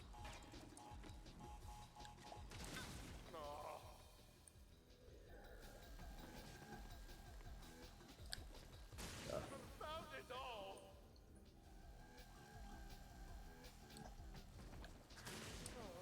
Next time, perhaps. Like, yeah, Tana's introduction to Crash and Coco, new Tana's introduction to Crash and Coco was just a nice little showcase of animation and personality traits. Yeah. Next time, perhaps. I definitely agree with that. My experiment.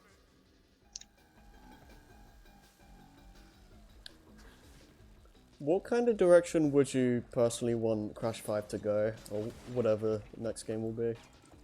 Gameplay or story? More so, I guess both, but more so like, how do I say this? Like, would you want it to be another like, Crash 1 world map system, or like, would you like to see, I don't know, like Twin Sanity open world kind of style again, something like that?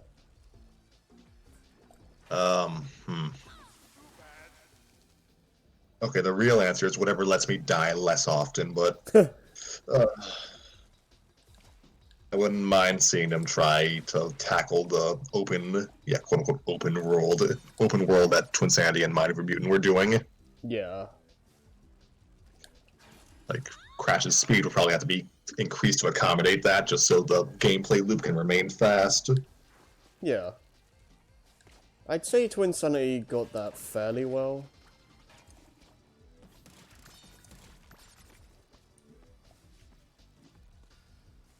Like, that's the one, like, I really appreciate Spyro for the charge mechanic. Yeah.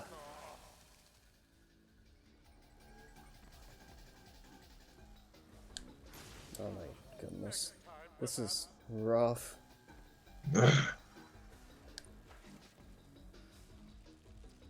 I remember years ago I had like my ideal Crash game would just kind of be a slightly more open, follow up to their games, and Crash, Coco, and Crunch, back when he was a thing, Mm. would kind of serve as different avenues of gameplay. Crash would be the standard gameplay loop, Coco would handle vehicles and copter pack and whatnot. Crunch would be like a platformer beat 'em up hybrid. Mm. So, I can see that happening. That makes sense. Okay, I see what to do now. so yeah, I wouldn't mind the levels just being a bit more open. Hmm. Like, I'm honestly impressed that Toys for Bob showed some, I'm not sure how you'd call it restraint, but active confidence in the linear hallway style. Like, they treated it like a feature, not a bug, and Yeah. I can respect that. It definitely it definitely feels like they stretched it really far and made it feel like there's still like linear hallway levels and whatnot, but it doesn't feel like that in this game as much. Like, of all the linear Crash games, Crash 1 is the most hallway. Like, that game is claustrophobia incarnate. Yeah. Especially the, what's the level called? Toxic Waste. Oh yeah, that's literally like Donkey Kong in 3D. Oh gosh. The That music is... the music in that stage is It's really great. awesome though.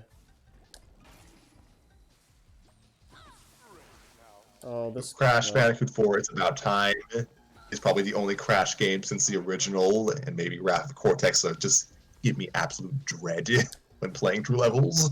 Yeah. Yeah. This isn't, you're not playing a game, you're surviving it. Yeah, pretty much. It's even worse with the death counter. Oh god. And that's why I've elected to ignore it. Oh god. Okay, I need to be faster. Okay, so I guess that's the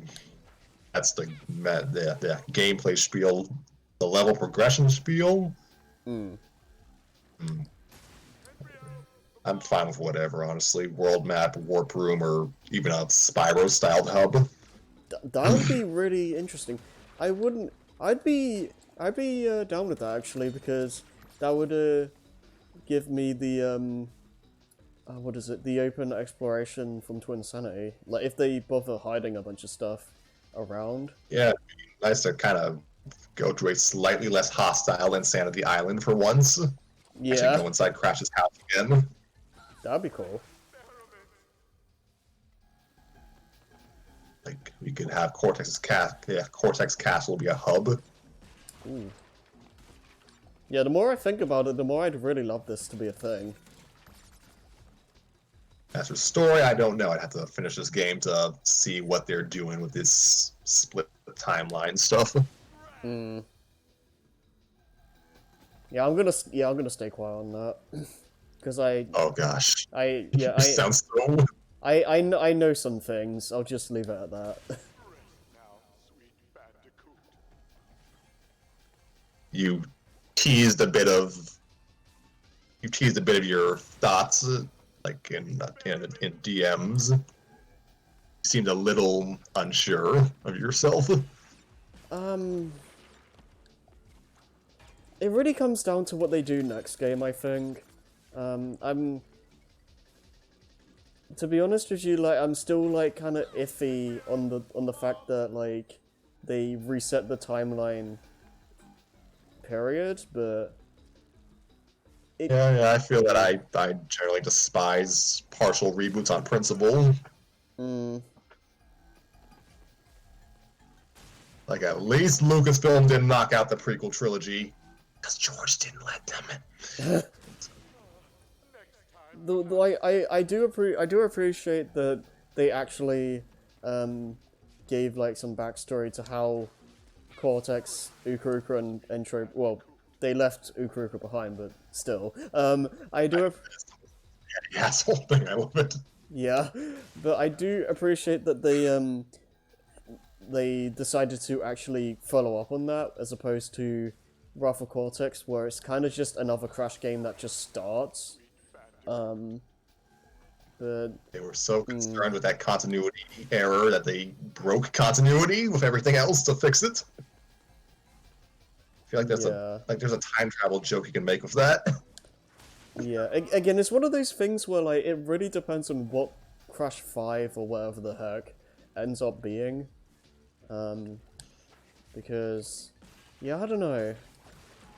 Oh.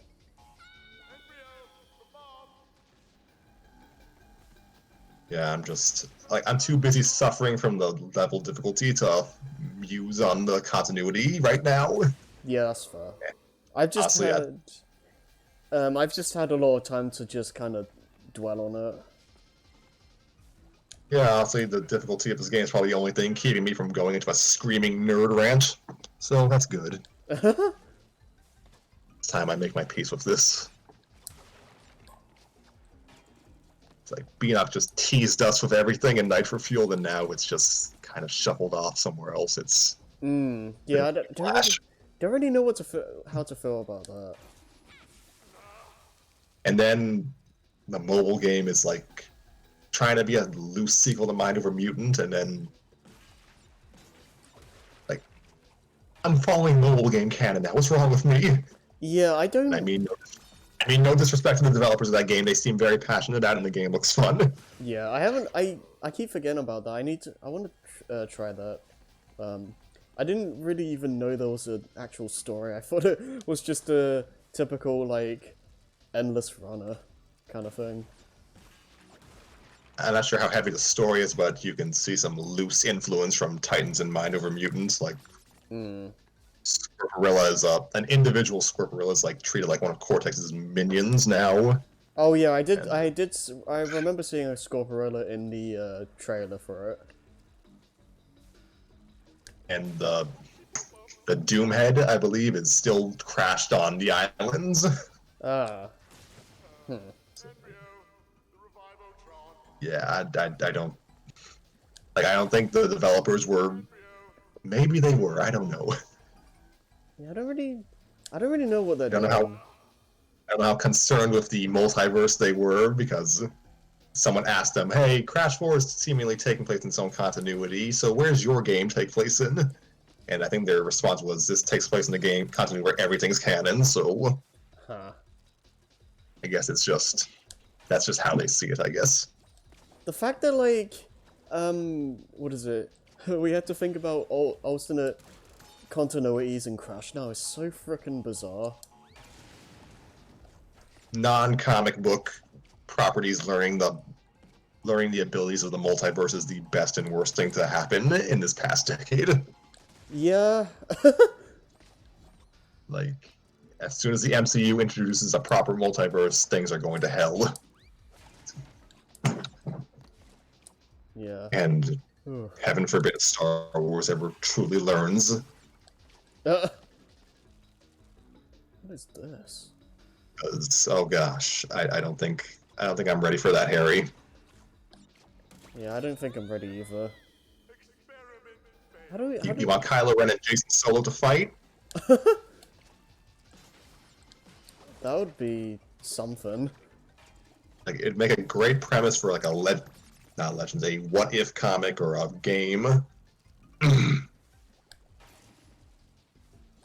Like, I know how NetherRealms games tend to have mirror matches, spouse like kind of alternate continuity possibilities. Like, if there was a Star Wars game, you could have Luke versus Luke, and they could just be one could be canon Luke, and the other could be old expanded universe Luke. Yeah. God. Well, considering how like overpowered EU Luke was supposed to be, like, ugh. Where's Mara Jade? Who the hell is Mara Jade? Oh.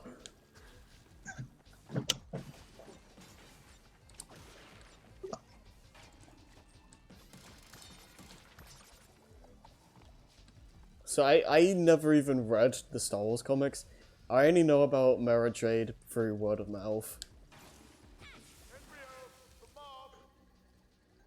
I've read like a snippet of one book that had her.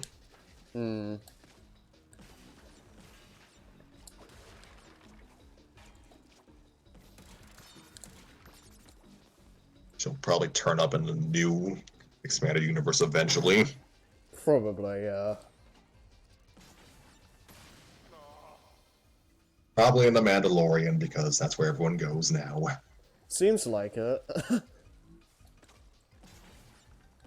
So yeah, don't. So Disney, Lucasfilm, don't pull a Crash 4 of your Star Wars franchise, please. I'd like the movies, all of them, to remain in continuity with one another. Yeah. It's like, I'm always kind of iffy on like deleting things from like canon, even if it's not like if it's something that isn't particularly favored that much. It still kind of feels weird to just kind of pretend it never happened. Yeah. I've been stewing in this for like 6 months since I saw basically the Crash 4 cover. Like that was a bit of a shock. Like I should have seen it coming, but I got lulled into a false sense of security. Yeah. I'm not sure if I'm the only one that thinks this, but I feel like the title for Crash 4 is a little bit too basic for my liking. Like, not the actual, like, name, like, It's About Time is fine, but, like, the logo itself, I feel like there's not really that much to it. I guess. Excuse me.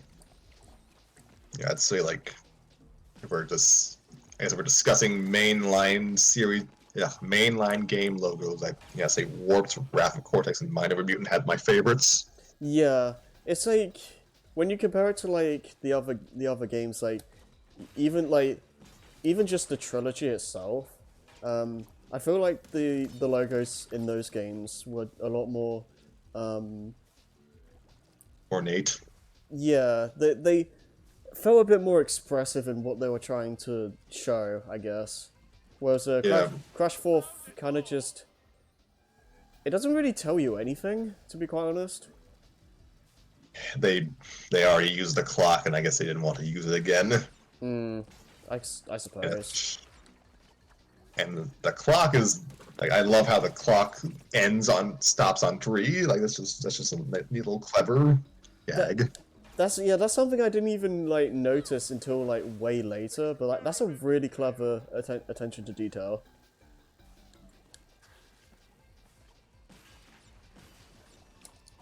Yeah, Crash 3 just has a fun intro in general. Yeah. It's very bombastic. Yeah, Clancy Brown's voice tends to do that. I like Wrath of Cortex's basically hurricane logo. Yeah. That tells you at least what the elementals are about. Mm-hmm. And Mind of a Mutant has gears for some reason, but yeah, I don't know what its logo's really trying to tell us, but it's cool. Yeah, I don't really know. Like, I see like gears and stuff, and that just makes me think of like machines and stuff, but like, that doesn't, I don't know. I don't really know what it's trying to tell you.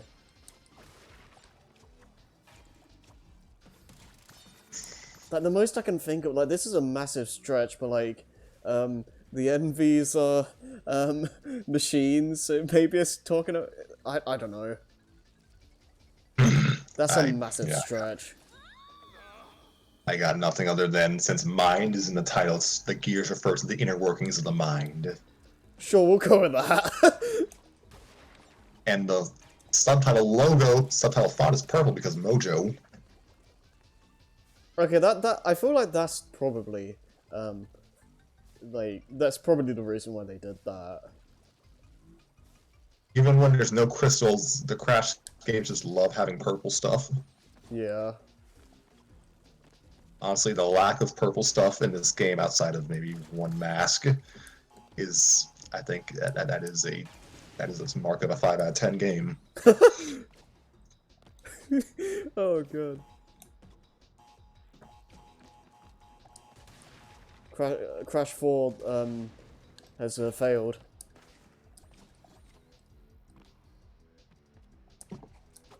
Okay. So yeah, I'll have to play this game to truly stew in what it's about, what it's trying to do with the story. Mhm. There's a 50-50 chance that I play the game, say, wow, the story was great, but we didn't really need to reboot anything for it to happen. Mm. Experiment failed.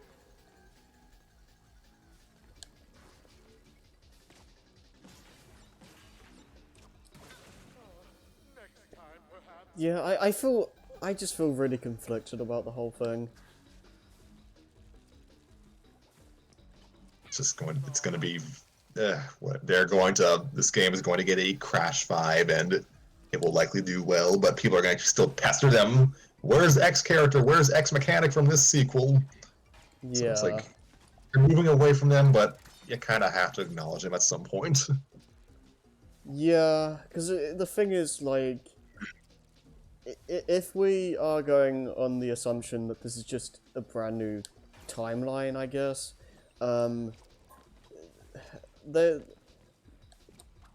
they have to bring back like crunch and whatnot at some point. But the thing is, like, they kind of have to find a way to reintroduce him, and I'm not really sure how they can do that without just like doing another Rougher Cortex. I don't know. And then 3 years later, they announced Crash Bandicoot 5, The Wrath of Cortex, and then we're just kind of all facepalming. Oh, okay. No, guys, we just wanted to make our own Crash 4, but everything else is still intact. Words of a desperate man, but gosh, could you imagine if they actually did that? That would be interesting. Like, I'd almost be impressed by the brazenness. I wouldn't. I don't know how they'd really do this, but I'd honestly be fine with them saying like, okay, Crash 4 was just this was just like the gap that was never shown. Every game after that still proceeds like normal. Like if they did that, I'd be okay with it. I don't know how like the general public will view that, but it would be something. Yes, I actually saw a very, very brief glimpse of one of your streams a few days ago, and I saw a dialogue box of a certain character, and I guess I can say it, Oxide. Oh How yeah. does that fit into How does that fit into canon now? I don't know. The I mean, the one thing I will say about that is that Oxide and his race is definitely considered canon now. Like you go you platform around ships like around Gasmoxia, I believe. So that's a thing that like does exist. I already thought CTR was just happening sometime after Warped End, so technically this game kind of overrode it too. I guess it's one of. I mean, I guess it's one of those things where it probably just happens sometime after this game now. But I don't know. Crash continuity is so weird. I'm immediately just kind of scratching my head at some of this, like, yeah, I'm just kind of, did this really, I guess that's just me. Did this really have to happen? Yeah, I just kind of I need, scratch my head. Like, I don't know. that really, like, again, I guess, I don't know, maybe we're the two people who just really care about the lore of this franchise about a rat in tennis shoes, but like, was anyone really, really, really hoping that they would override Twinsanity? Not really, as far as I can tell. I could, like, who knows? Maybe there's like a bunch of people we're unaware of that are just like, man, I really hope they like reboot everything. But I don't know. Like when I hear like what people want from a new Crash game before It's About Time became a thing, like, rebooting the series was not really something that got brought up.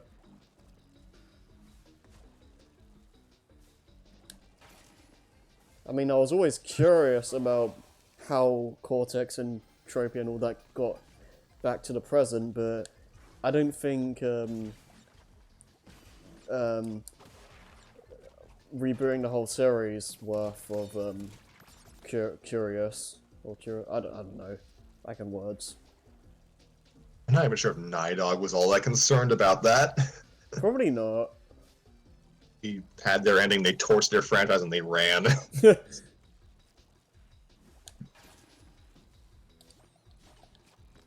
Like, they specifically made Oxide because they were trying to kill off Crash.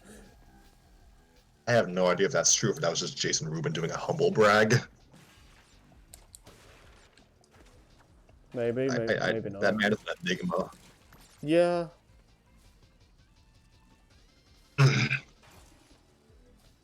Oh dear. It's going to... I'll get over it eventually, but now I have to... Whenever we get further in this timeline, I'm going to basically be referring to Timeline A and Timeline B. Discussions is just going to be a complicated mess. The fact that we have to talk, the fact that this is something we have to consider now for Crash is just so bizarre. Why is this a thing? I don't know. I don't... like... Why is a simple, like, 3D platformer series, why does it have this?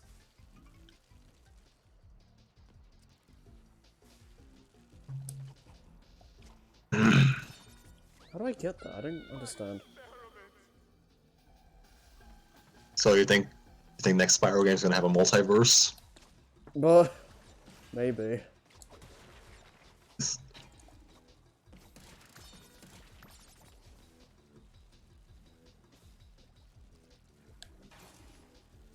Where's Nasty Nork? Oh, torch him. I would like to see the actual, they don't necessarily have to do, like, Enter the Dragonfly again, but I would, at the very least, I would really like to see Nasty Nork and Ripto team up like they were supposed to. You can absolutely make a Spyro 4 that's actually an Enter the Dragonfly remake and not tell anyone that it's a remake. Yeah. Like, you just have to remake the base 9 levels, add a bunch more, give it a new title, and say it's a new plot. You don't have to tell anyone. That would be pretty funny. Although, considering how quick, like, news, like, gaming journalists can be with stuff like that, I also see them not doing that because anything that reminds people of Enter the Dragonfly will probably scare them away. So I don't know. It's like saying Sonic Generations having an 06 level would scare people away. That's a fair point. I mean, Game Informer did dock points for having levels from 3D Sonic games, but they're weird. Did they really do that? I feel like that was a meme among people. Cause that's like a legitimate complaint. Like, that's really dumb. Like, I'm just gonna look up how to finish this because I don't care. I don't want to die again. We all have to die someday, Harry. Dang, that's depressing. Wait, this isn't the console version review, it's the 3DS version review. Uh-oh. No, wait. There we go. Sonic Generations review. Headline: A suffering hedgehog's life flashes before his eyes. Sonic Generations starts out strong and slowly deteriorates, serving as an apt history lesson for the struggling series.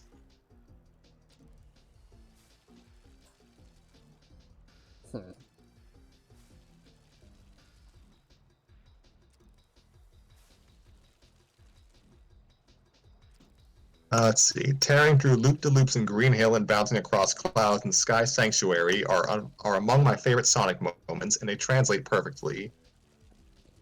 Unfortunately, the good times fade when Sonic begins cruising through 2D versions of levels from post-Dreamcast Sonic games.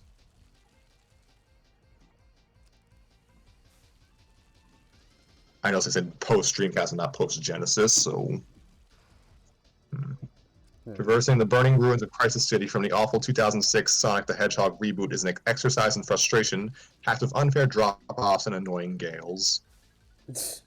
You know, I liked Crisis City in Generations, though. That was a good stage. It had a lot of good platforming. Playing as modern 3D Sonic presents the same steady drop in fun. Speeding across double helix pipes and dodging chemical geysers and chemical plant makes for some of the best 3D Sonic Adventure-style action a series has seen. But things go south when you break into the last gen, so 7th gen, titles. Actually, no, it'd be 6th gen from the time this was written. Sonic Unleashed and Sonic Heroes didn't drill me. And revisiting reworked versions only serves to remind me of how uninspired they are. Dang. Legacy issues like wonky platforming and poorly communicated pitfalls plague these later levels. Jeez. The last half of the game serves only to remind you how far the series has fallen from its original form. Felt smothered by Sonic Team's insistence on shoehorning recent Sonic games, no matter how awful, into the 20-year timeline. That is a take. And we missed boxes early on, so that's pretty good. My condolences. Yeah, that's an opinion.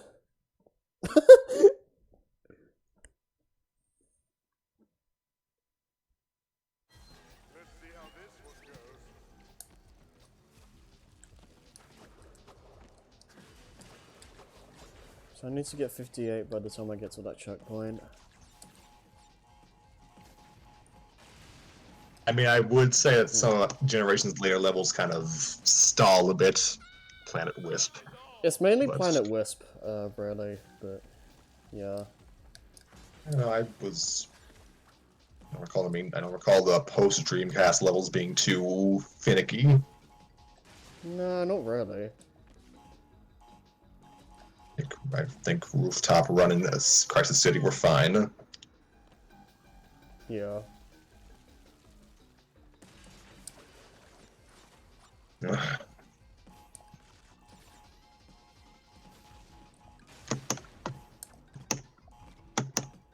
So, technically, I mentioned this like months ago. Technically, doesn't Sonic kind of have a split timeline of its own? I mean, I guess there's 06, but at least with, I don't know, at least with that, like, it erases itself within the same game. But I don't know, like, coming up with a cohesive Sonic timeline is like asking for trouble, so God knows. Like, Sega considers the classic era games, which includes Mania apparently, as taking place separately from everything else. I don't... Is that a thing? I mean, I always assumed it was like a thing of like after Generations, the timeline kind of just split. I don't know. And then not so much timelines, but I guess dimensions. Sega seems to imply that some of the games take place in different dimensions, like Adventure, Unleashed, or in the human world, and then something like Lost World is somewhere else. Yeah, there's the whole like two worlds thing. If that's like a Sonic X method. Yeah, pretty much. I feel like they need to establish that better within the games themselves, because it's just kind of like at the moment it's just been kind of throwaway stuff that Izuka has said in the past. I don't know, it just they didn't really explain things that well in the games, if at all.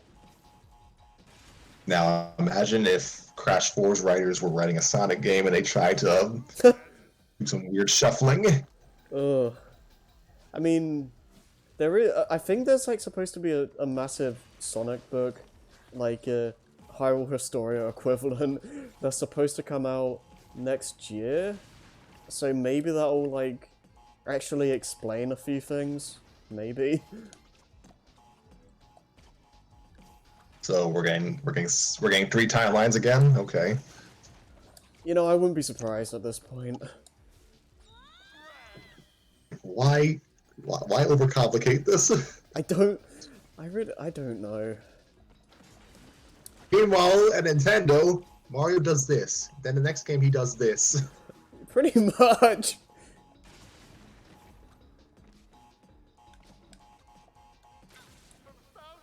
Like, Mario just kind of... He does whatever Nintendo wants him to do, like, for that particular game. It doesn't really matter that much. Like the one consistent, cohesive continuity is that Mario and friends are apparently just actors, so technically means they can do whatever. I guess, like, there's a continuity with, like, Paper Mario, Mario and Luigi and stuff, but that makes sense because it's an ongoing, like, spin-off series. Yeah, and then we found out Paper Mario is actually just a storybook within the Mario universe, Yeah. which has absolutely ruined one of my plot points for my fan fiction. I am okay with that, plot revelation, if you want to even call it that, because that does make sense, and it is funny to imagine, like, in this alternate Paper universe, they also had their own, like, stuff like they probably had their own, like, Mario Kart kind of things and whatnot.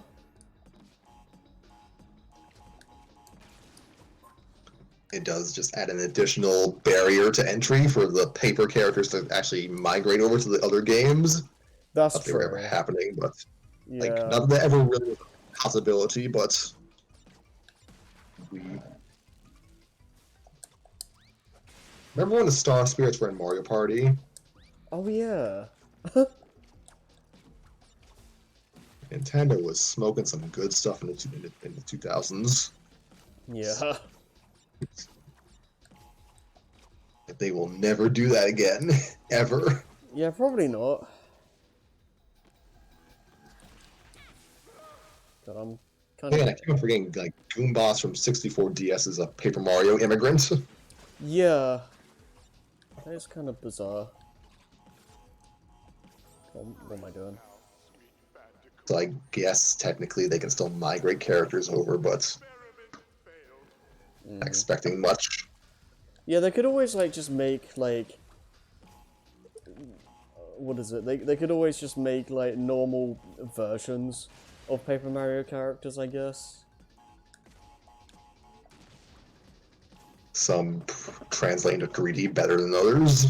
Yeah. I'm not sure how you like he'd never show up again, but I'm not sure how Dementia would look like in 3D. Oh, yeah, I was thinking that or, like, Count Black. I don't really know how he'd work in a 3D space. Super Paper Mario's characters are just, they're the most papery of them all.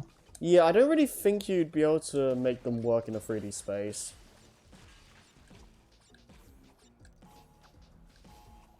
Maybe Mimi. Maybe. Yeah, maybe. Tiptron, yeah, Tiptron's just a butterfly.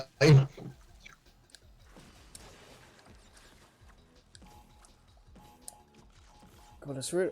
I don't know if you know this, but it's so weird how, in Mario 64, sometimes some of the butterflies, if you attack them, they just turn into either 1-ups or, like, these massive, bombs or something.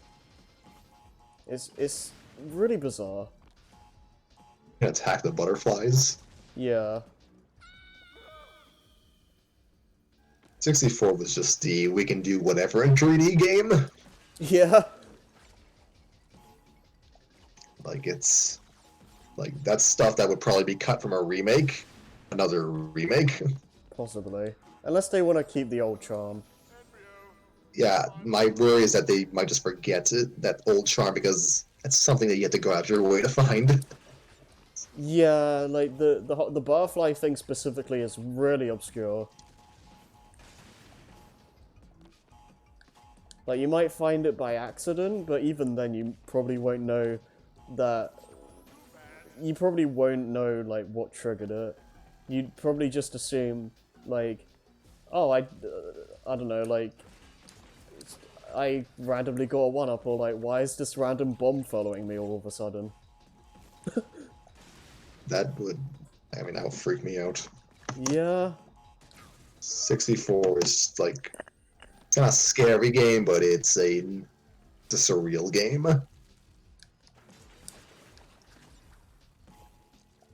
It probably is the first game that legitimately, like, terrified me, though. Like, it has, like, specific things in it that are kind of nightmare-inducing.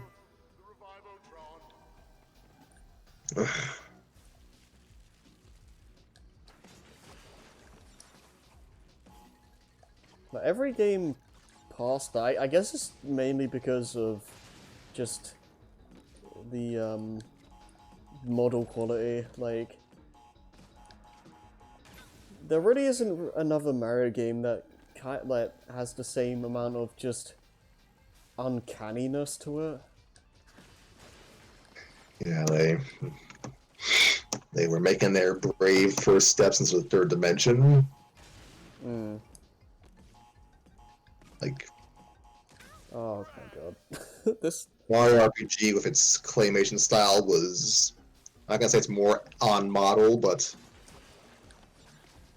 I know that really wasn't more on model. Some of those designs are really weird. Hmm.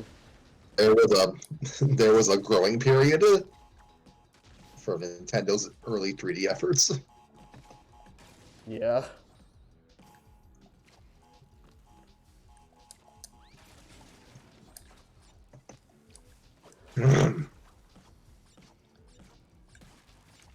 Yeah, that's the weird thing. Like, 64 is a blocky game, but it's blocky in a different way from the other Mario games on the Nintendo 64. I feel like the blockiness is part of its charm at this point.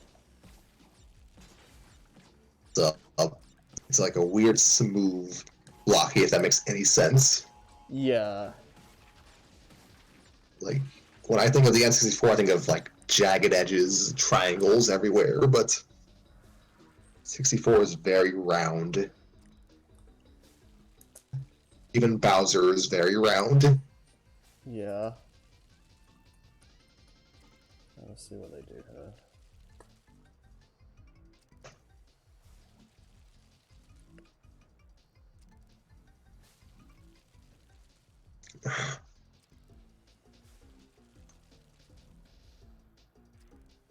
Oh, okay, I see why I missed. Alright. Did I miss it? Right. Okay, I see.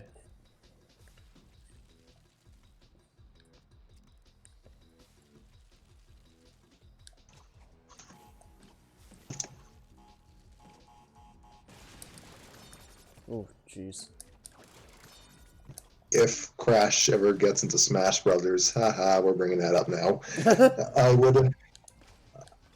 I would love to see them kind of play around with like 32, 64-bit graphics for his trailer. Yeah, me too. That'd be cool. Like, recreate the 64 intro, and by that I really mean the 64 DS intro, with multiple characters coming out of pipes. Like, have Mario, Sonic, and Banjo come out, and then Crash comes through a portal just because.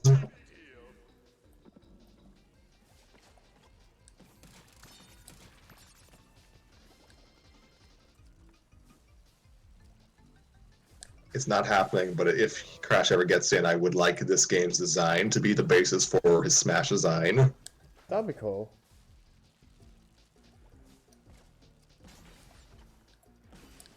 This might be the best Crash design in my opinion. Yeah, it's grown on me a lot since it like first got shown off. Because it has a bit of everything, but it doesn't feel too bloated.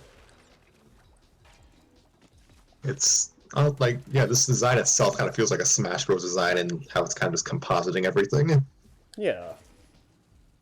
I'd agree with that. Oh, okay. Like, I love the paw print on the shoe soles, and I was upset when he lost that when the new games came about. I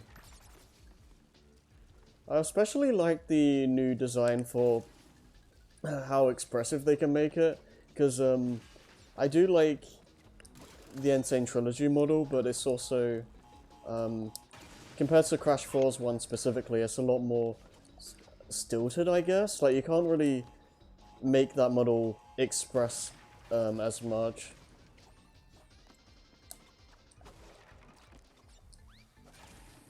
If that makes any sense. I don't know if I worded that well. I understand what you're saying. It's I'm guessing it has to do with the stylization. Yeah. Oh god. Well, I failed. Coco's new design is growing on me as well. Yeah, I really like the new Coco design as well. She has a head like Steely Griffin, but she's adorable still. Yeah. I mean, Crash himself actually has some adorable moments. Him as well.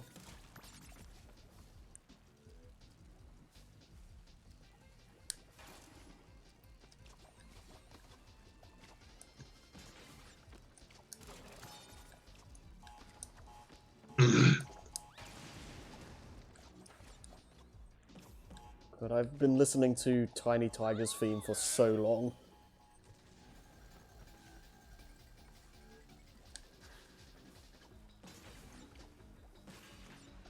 Yeah, I'm not looking forward to those other flashback levels.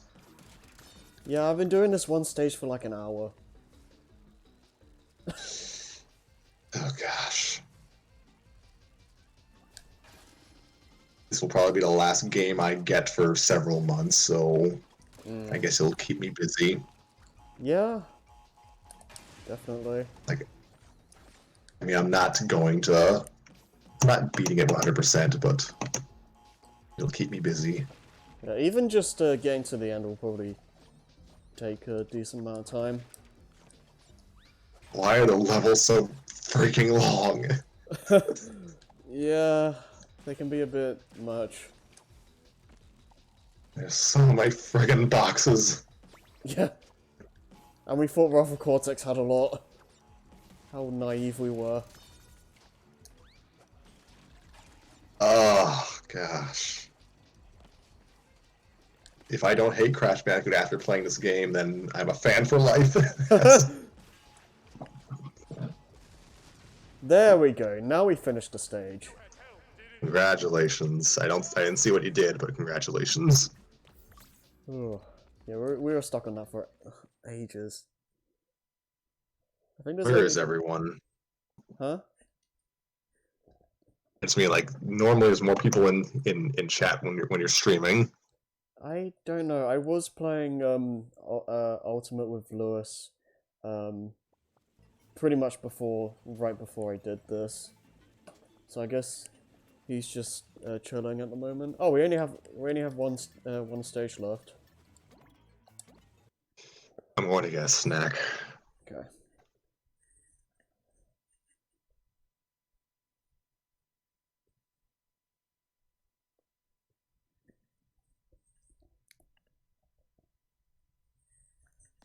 Strange. I don't remember this test chamber. Okay.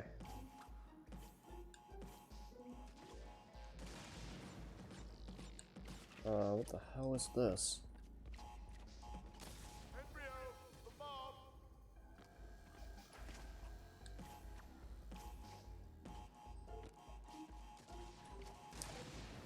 Hmm.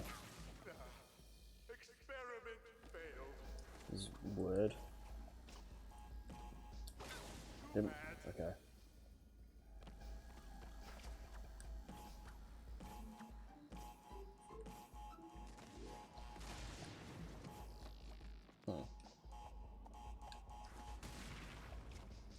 This works.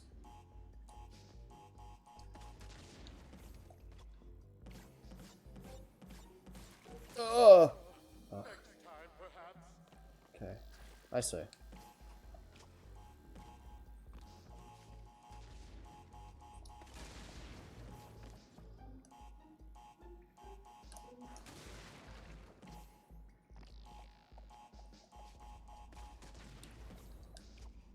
One, two. Oh, damn it. Found it all. I agree.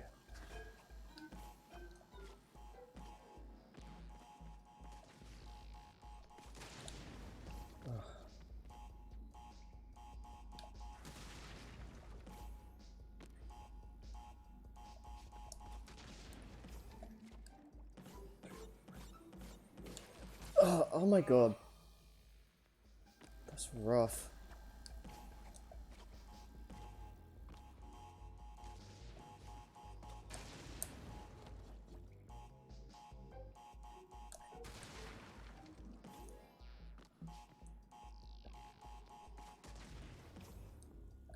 Okay, how do I do? I mean. Oh god. Oh, okay. That works.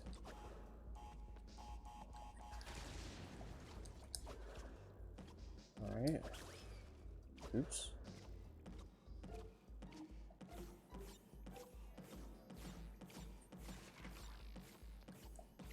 Two, three, four, five, one. There isn't anything up there, is there? Nope. Okay, cool. Oh god. Ugh! Get in there! Ah. Hmm.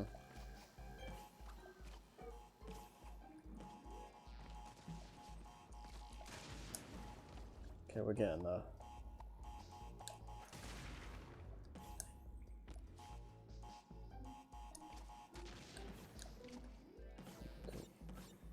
Five. Oh no! Ugh. You know, I'm gonna just ignore that. I can. It's gonna blow up anyway.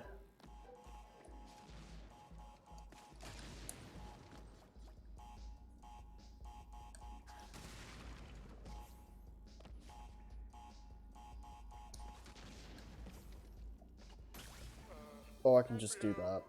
The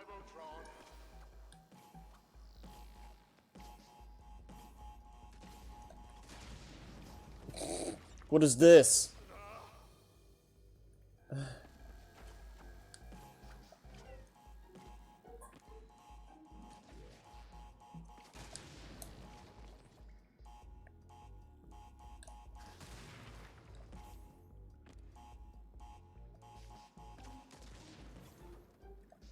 Okay.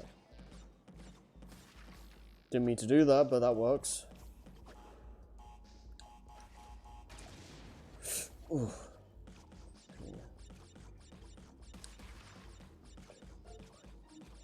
Five, one, two, four, five.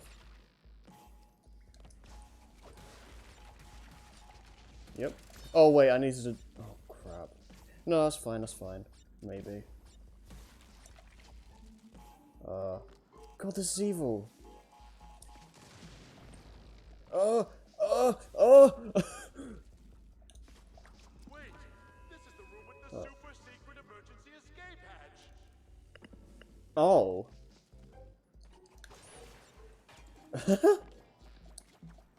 We're gonna see. Oh no! No! No! No! No! No!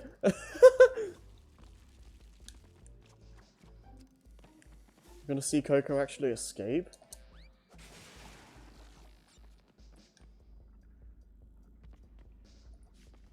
Screw it. Wait. Uh, uh, uh! What is this?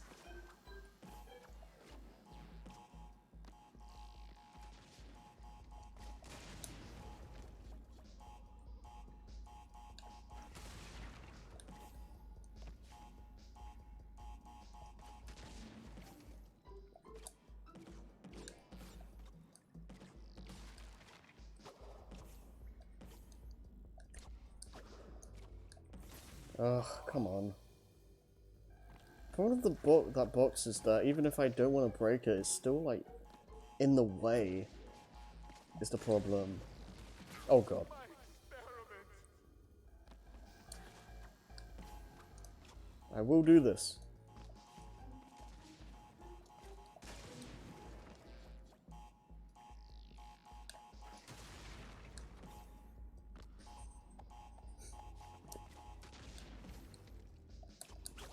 Oh, okay. Found it all.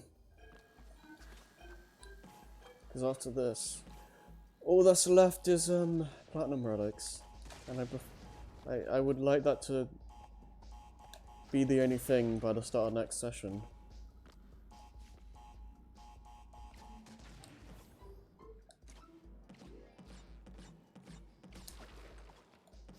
Ugh, come on. Embryo, the Revivotron. How are you supposed to? Let me just see.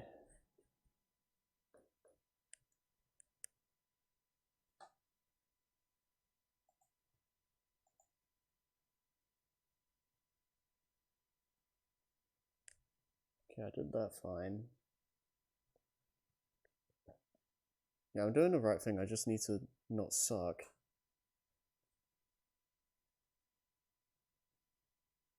Because this guy does it with no issue.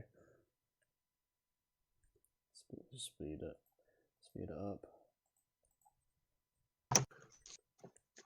Honey, I'm home. Hello.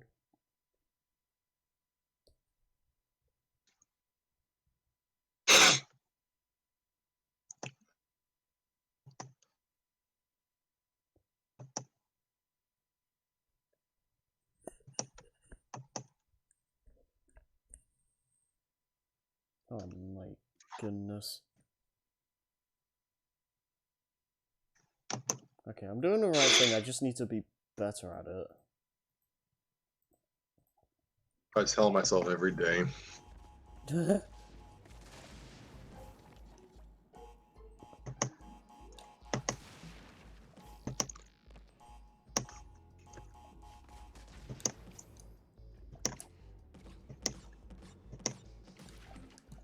Oof.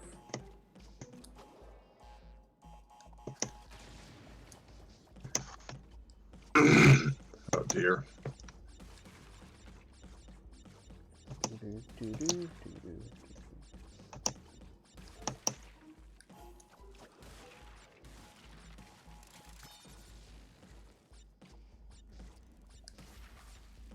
Oh god, I think I... Actually, no. I can salvage this! Oh.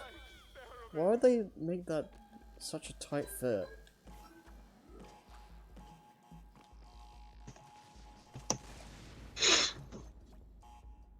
Evil.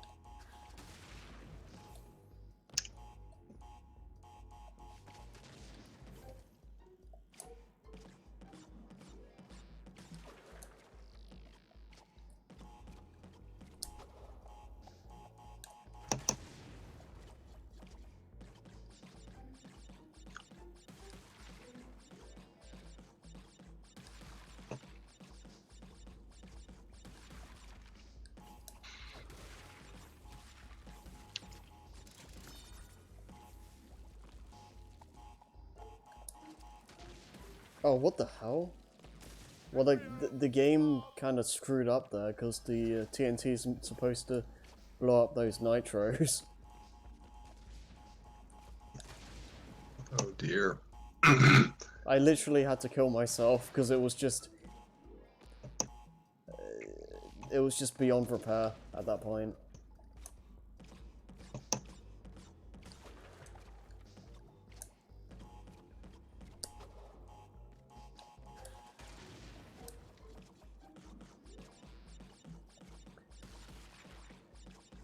Okay. Let's try this again.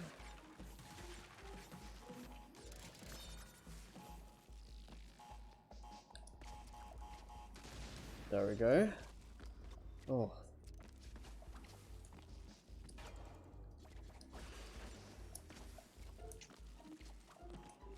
Oh, no! Okay. Okay. Easy. Easy now.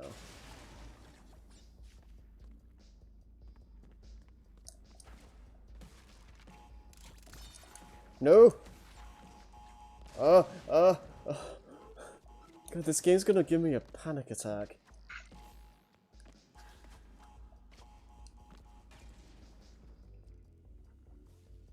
I'm not getting that.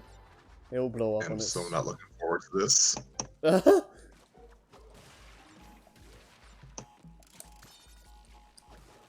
This is the last one, so... For you, maybe. Yeah.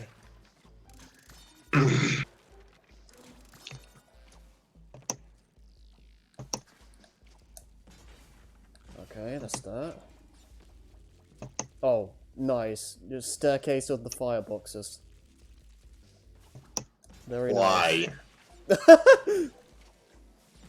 This is... Okay, okay, cool. Oh god, I kind of... Oh yeah, I'm... Yeah, that was a mess. That was a mess.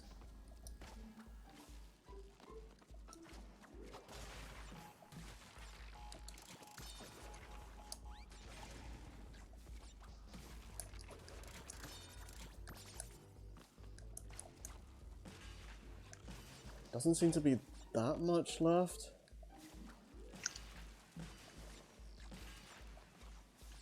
Oh, jeez.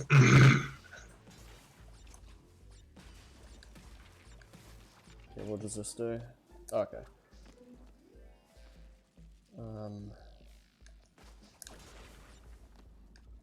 Wait. Oh, there's stuff up there.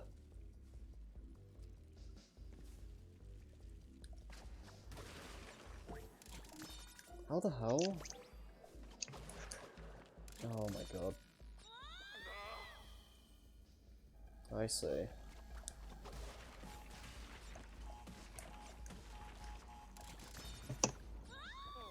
Oops. I'm getting there.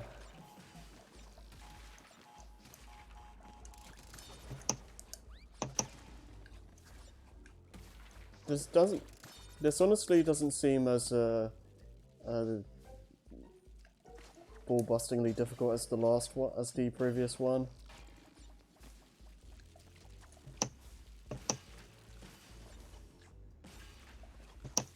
Unless they do something crazy at the last second.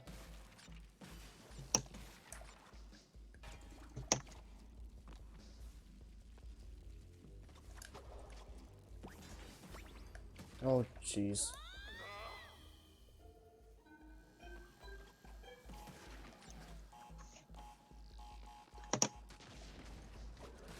Oops.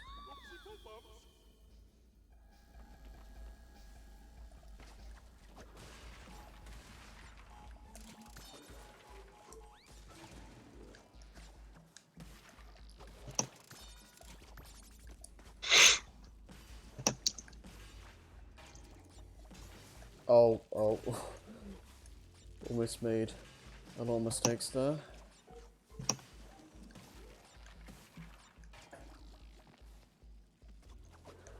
Well, why did I have to be so stingy with checkpoints in these?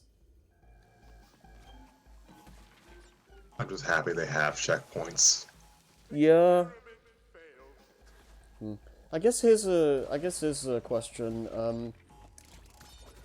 For the next game, what do you have any ideas on what the gimmick, I guess, could be? Like, I'd imagine they're not going to want to do the mask abilities again. So would you like to see crash free power-ups again, or like something different?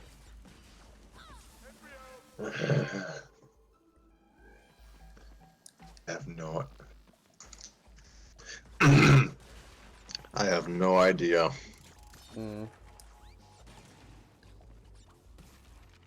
might do something. They'll probably do something entirely different. Maybe they'll bring back the elementals and let them serve as power-ups. That would definitely be different. Maybe they'll just keep Crash and Coco's kit the same and just add more characters to kind of do stuff they can't. Yeah, that could also work.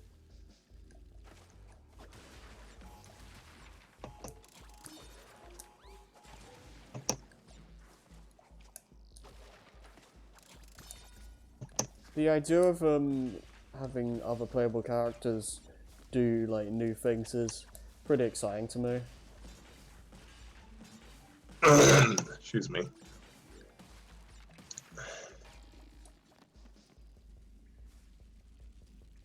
I think Sylph at one point brought this up, but it would be nice if like Embryo was like playable in a future game for whatever reason.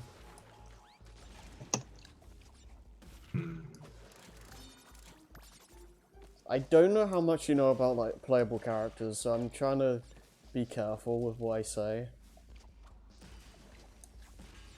Cortex and Dingodile are playable. Okay.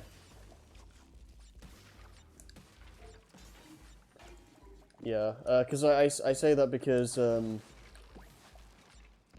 don't know, this is really difficult.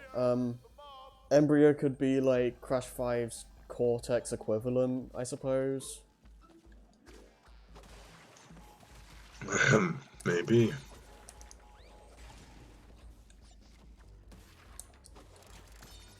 And I threw out there like you could have Crunch and Nina be playable characters because Nina can be an obvious stand-in for Torna, and Crunch because he'd be like technically a new character, not really, but we'll just pretend he is. He gets the exclusive atmosphere levels again.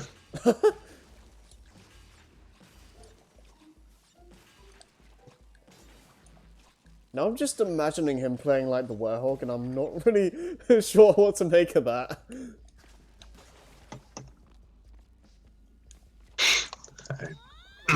Oh gosh, my throat.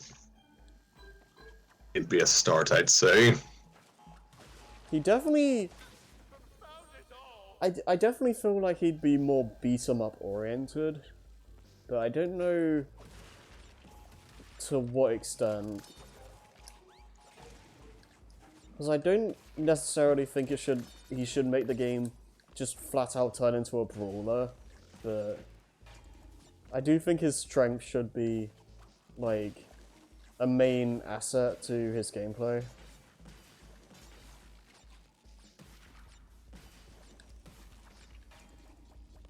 So I'm not really sure how you'd go about that.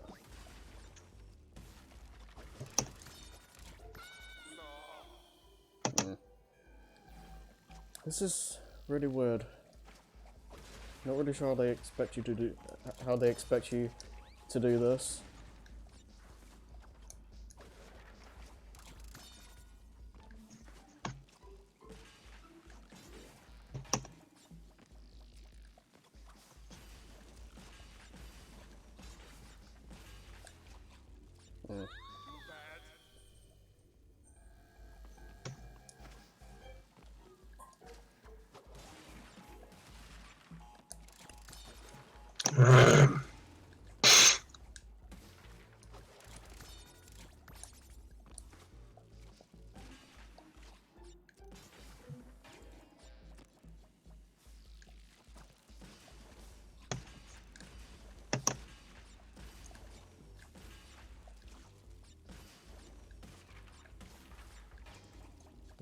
Okay. I guess I'll play it. I guess I'll play some more tomorrow. Cry a little. Yeah? Okay, there we go. Now I need to be extra careful.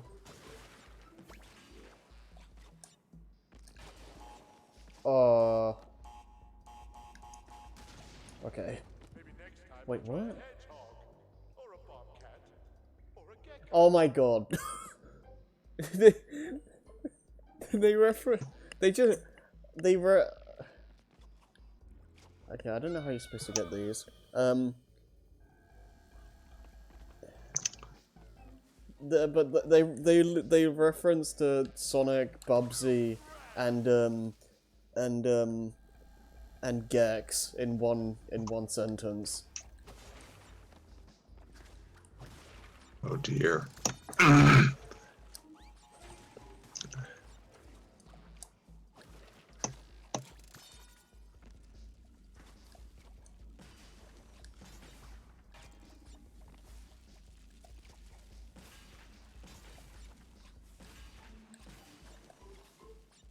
But I remember that No Hopers signing DKC2. That was interesting. Console wars they were real.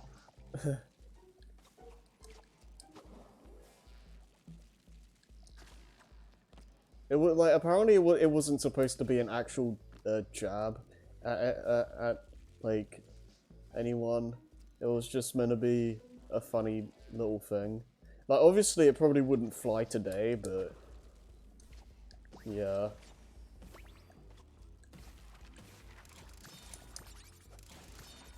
I feel like I did this wrong. Yeah. Found it all.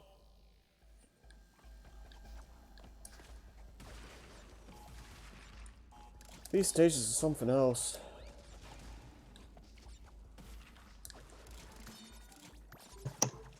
Thank goodness you don't have to perfect relic these, because otherwise I probably would have just stopped playing this game. Yeah, that sounds lovely.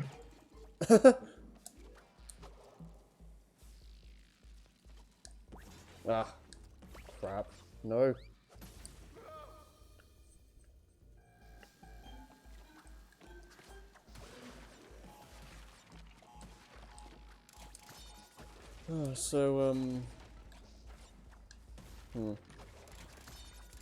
Not really sure what else there is to talk about now.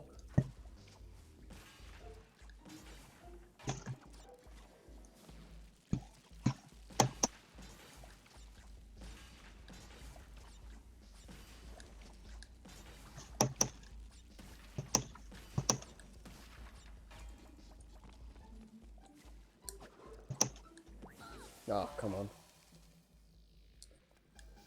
I've noticed that Soph hasn't shown up today either. He usually shows up at this point, but I suppose he's probably busy or something. Busy suffering playing Crash 4. Possibly. I like this game, I swear. Yeah.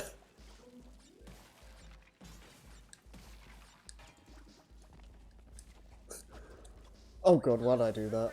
Yeah, that's my bad.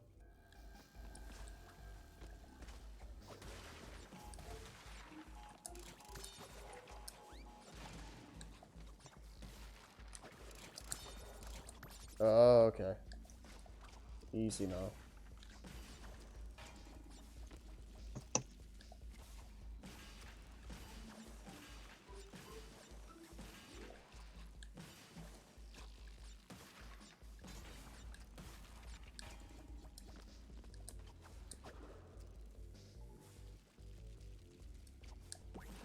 Oh, come on.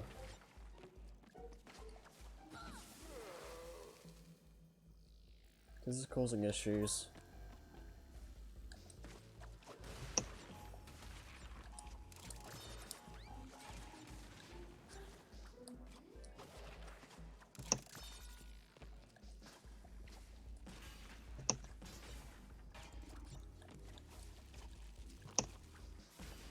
So what time are we gonna be doing story time tomorrow? Oops. Excuse me. Oh dear, I have no idea. Um, uh, uh,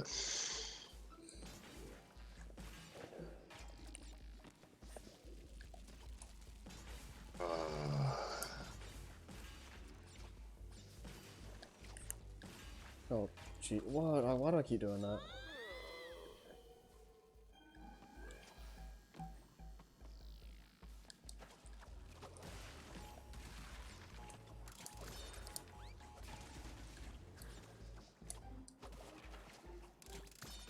Bro, come on. This is getting a bit ridiculous.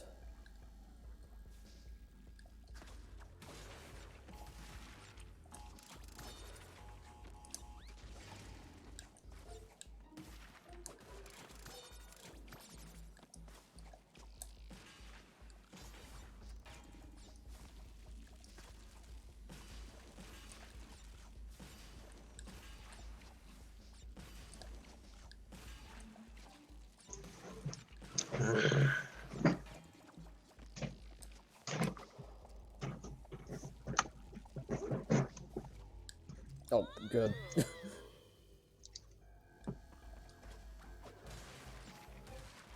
I'll get this eventually, I swear.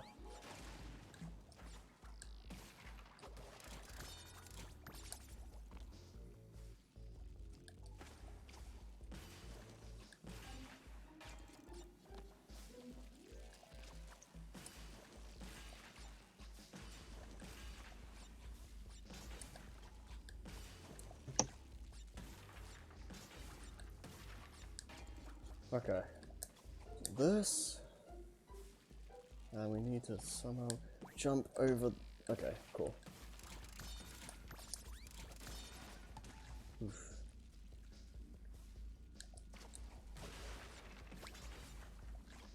And now we need to. Oh, crap. Like, how'd you do that?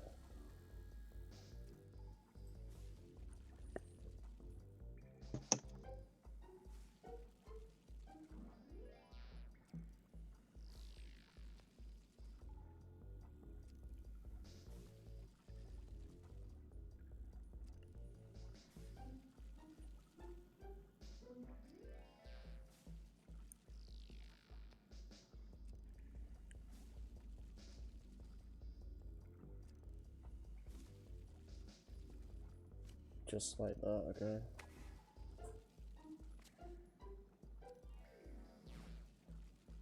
Jeez.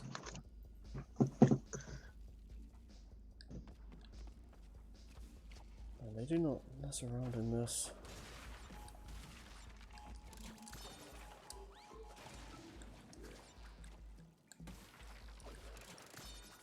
At least I'm on the right track.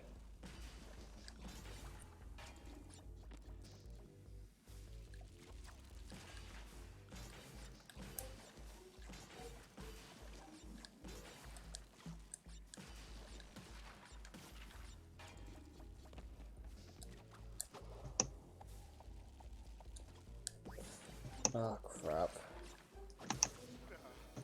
Experiment failed.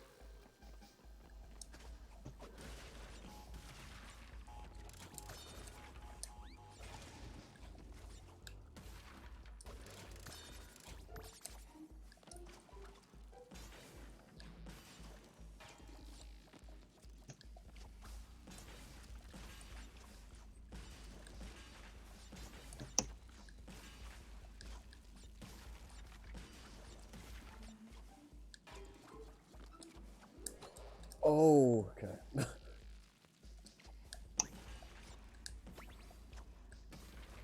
Okay. We can make this work somehow.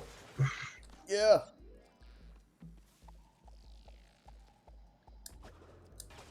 No, don't hit. Oh my god. How will the hell? likely record around mid is. I don't know. I'd have to. It depends on what every actor gives out as their time. Hmm. Yeah, I did say in chat, but I would prefer like to us get more of a move on next time, because we did spend a lot of time just kind of faffing about.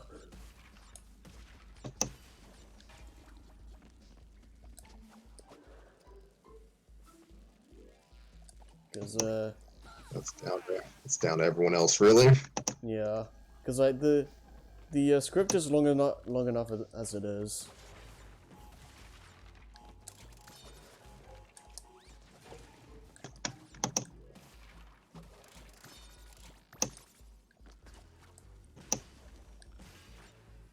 What are we doing after Star Wars anyway? Sleeping. Just for all eternity, we'll just go into hibernation.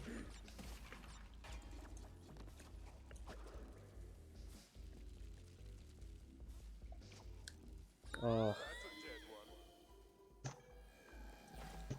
I am very sad.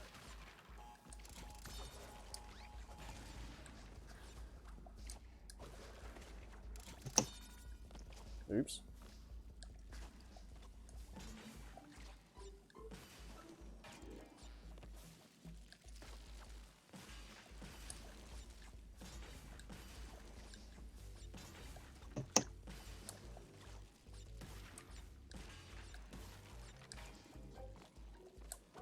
Okay. Nice.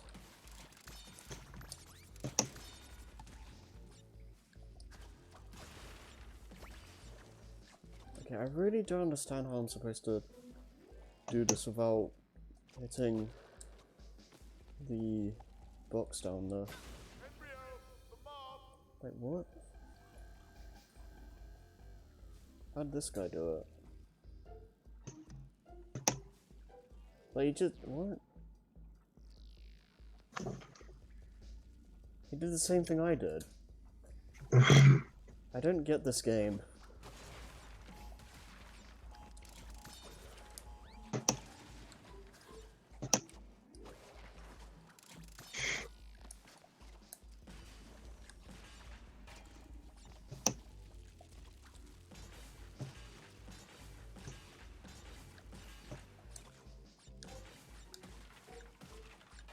Okay. Let's try this again.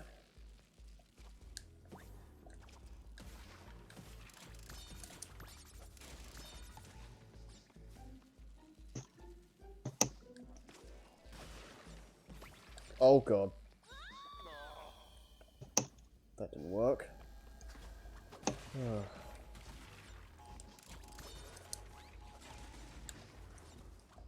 Hey, at least this is the last one. We're done after this.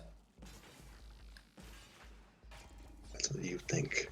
Yeah, and then it's time for the platinum relics, because for some reason they made those mandatory in this game. God knows why.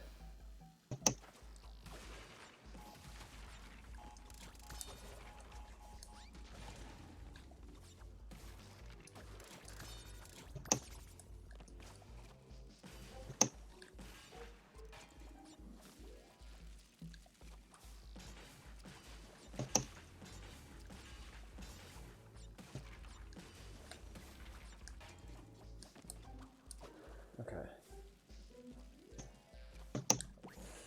Oh, okay. Nice. I kind of just want this to be over with.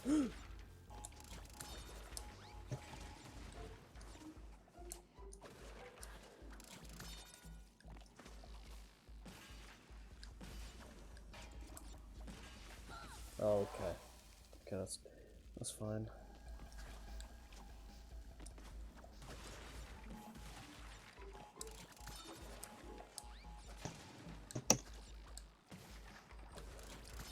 On the bright side, I guess, so however you want to look at it, one of these stream series I plan on doing after this is the Lego Clone Wars cleanup streams. So that could that could use like just be some time to just chill and talk about things.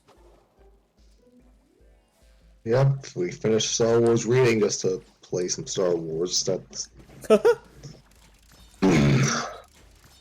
Oh god, I missed. Oh, that's unfortunate. Next time, perhaps. That was a fun playthrough. We kind of just talked about whatever. yeah, it's fun. Like the most the most I remember about it is that one episode where we just talked about cake for like 30 minutes. Gosh, I could go for some cake right now. Yeah, that was amazing. Ugh. That's a dead one. God, I'm kind of getting sick of this. You're almost there. Screw it, you know what? I'm gonna look at this one stage just so I have some context of what to do when I get to it in 10 years. Oh gosh, I hate this.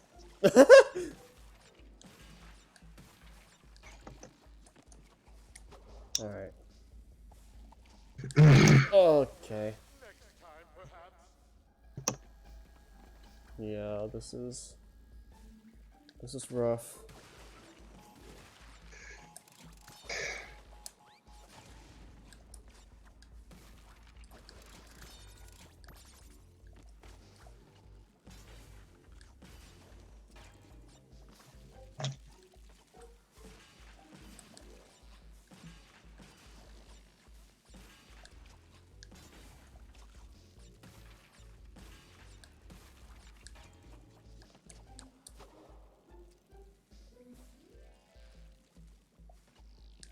Oh my god. No.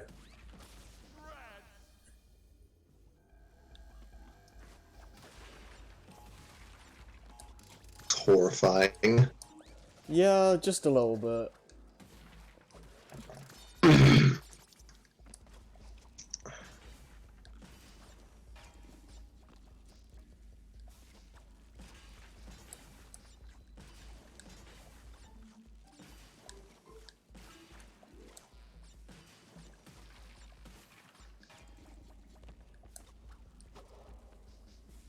Okay. Oh, good. I didn't want to do that.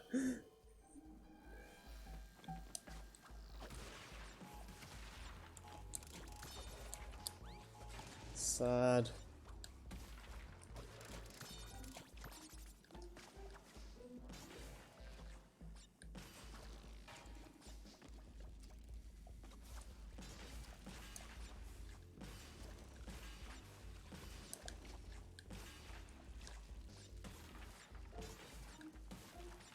Why? That about sums us up. Okay, okay. There we go.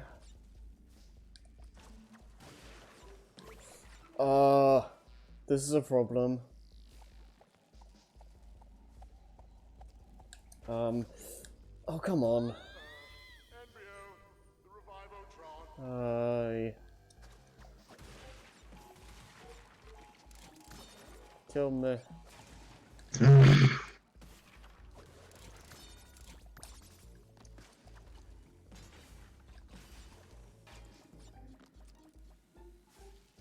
No, just wait.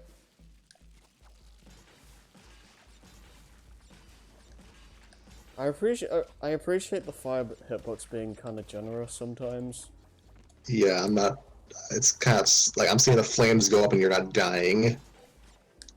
Oh, yeah, like I think it's like as soon as it starts, like being put back in or whatever, the hitbox kind of just vanishes. I did This not. is evil.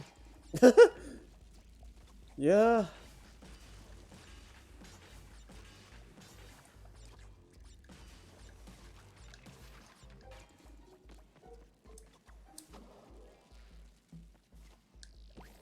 Oh man. That feels really awkward to do.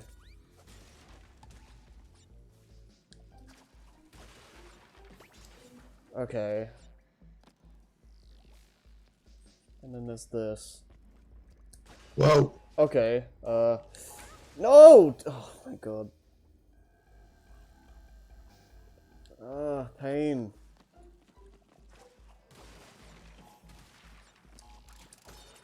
The pain! I'm gonna have fun with this.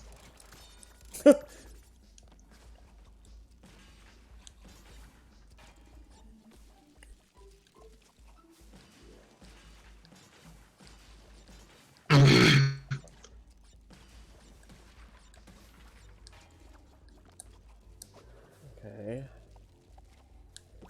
Oh!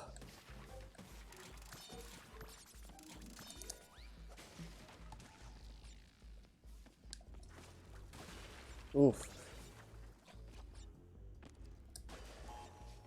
Okay. Yes! Okay, okay.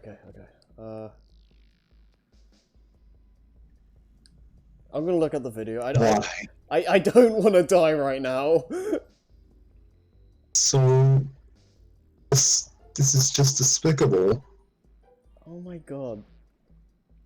Okay, well, let me see that again just to be sure. Okay, so hit the TNT.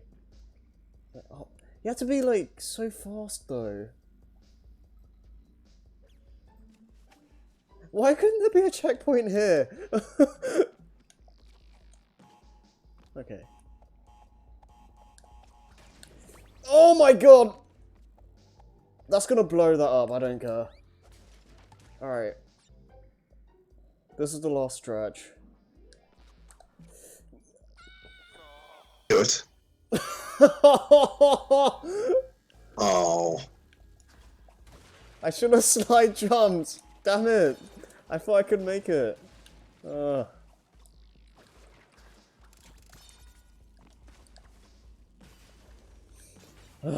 At least we know how to do the whole thing now.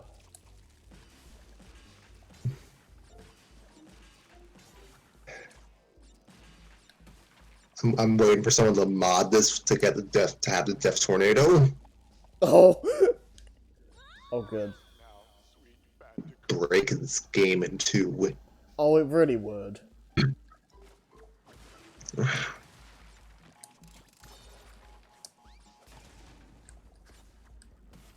God, I never really thought I'd like actively missed the fruit bazooka, but there's been times in this game where I'm just like, man, I wish I had the bazooka. Yeah.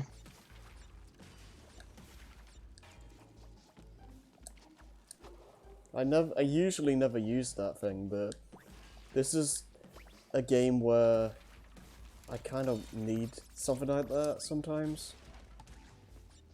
Okay, this is gonna be, okay. Yeah, no, that was not gonna work. Like maybe, but that was just such a mess. Like this is they stripped the Bandicoots down to pretty much the bare essentials. Yeah. Oh wait, no, don't rush that.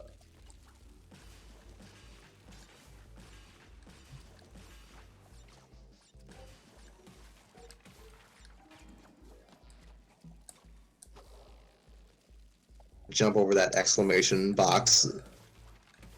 Other stuff is gonna throw me off every time. Yeah, you can miss one of those reinforced crates, and it sucks when that happens. Okay, we have this again.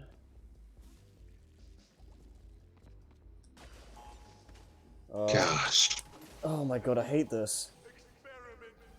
I guess a normal double jump will do. I don't know. I don't know anymore. I'm guessing you can't just hit. I guess you can't detonate the TNT crates and just kind of do a fake jump off the ledge just to make some distance. Well, for that section that I died at. Yeah.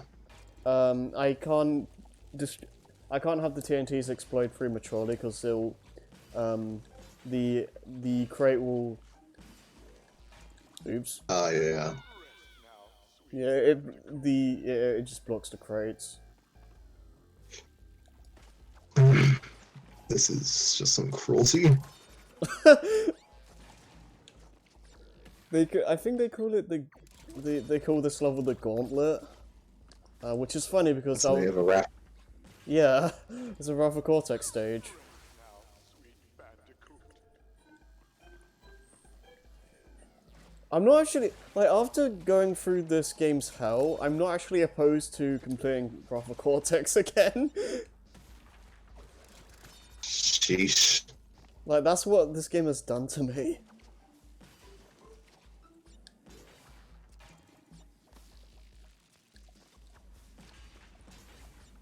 Oh god, that was almost really bad. I don't know how that happened. Yeah, these hitboxes are weird.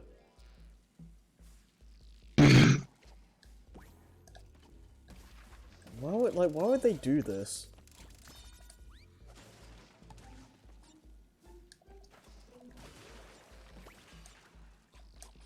Okay.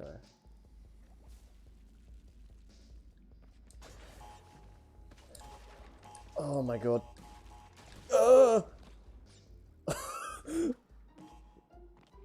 Lego minifigures. Oh, jeez. That did not feel right in the slightest. Alright, just go. I don't care. Please.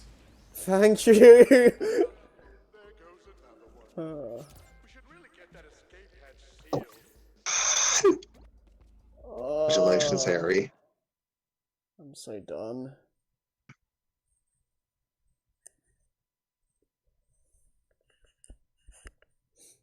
Oh. 5 o'clock. Why are you doing this at 5 o'clock in the morning? Goodness. God knows. Alright, yeah. That's everything except the, time trials now. We did get the 100% ending. I don't know if you wanna see this or not, but I have seen both of these endings before. I get, I assume you're not gonna end up 100%ing the game. How much do you care about having this spoiled right now? If it's spoiling the rest of the game, I should probably beat the game proper. Okay. So it's probably best for you to leave the stream or like the stream window now. Alright. Just let me know when you've done that. I left. Okay. So I'll just Cortex's icon just in the middle of the screen. Abandoned his heavy metal lifestyle for one of smooth jazz. His album My Heart is a Doomsday Device is currently #1 in elevators all over the world. He'll be playing in the hotel bar from 3 to 3:30. Embryo was caught and caged after being mistaken for a flying squirrel. Bubsy. He is on display in the art of taxidermy at Ripperoo's Curious Cabinet of Curiosities. To fuel his need for speed, Oxide became hooked on caffeine. He was hired as the spokesperson for a leading brand of energy drink. He is currently in rehab and in the throes of a messy divorce. Oh, rip. Without their master, Cortex's lab assistants found themselves in need of a new gig. They renovated his blimp, turning it into a successful pop-up shop, specializing in healing crystals. Dingo Dial franchised his restaurant operation, with Dingo's Diner rising to become the first name in chain fast casual dining. They closed overnight with officials citing record health code violations. The original location remains open during its condemnation. After successful expeditions to El Dorado, Shangri-La, Atlantis, and a brief fling with some dweeb named Smathan Trake, Tana is taking a brief hiatus from her adventures to recenter. She's recently taken up scrapbooking. She's not very good yet, but she's getting there. After trying and failing to invent the world's first self-flying flying car, Coco found a new career as an esports champion. Don't forget to follow Kick-Ass Coco and smash that adore button. The Dimensions have heard nothing more of the Doctor's trophy since Crash foiled their plans. But evil geniuses are harder to squash than cockroaches.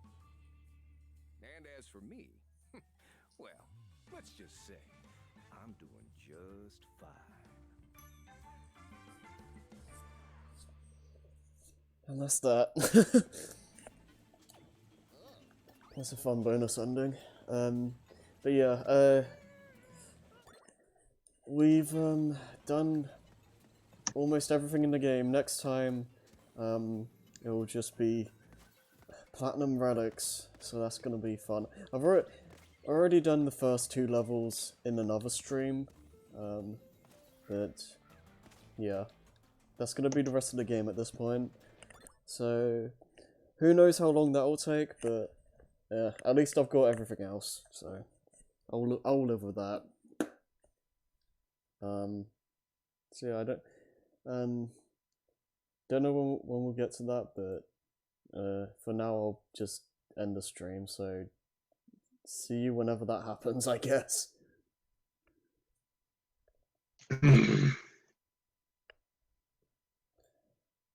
Whatever.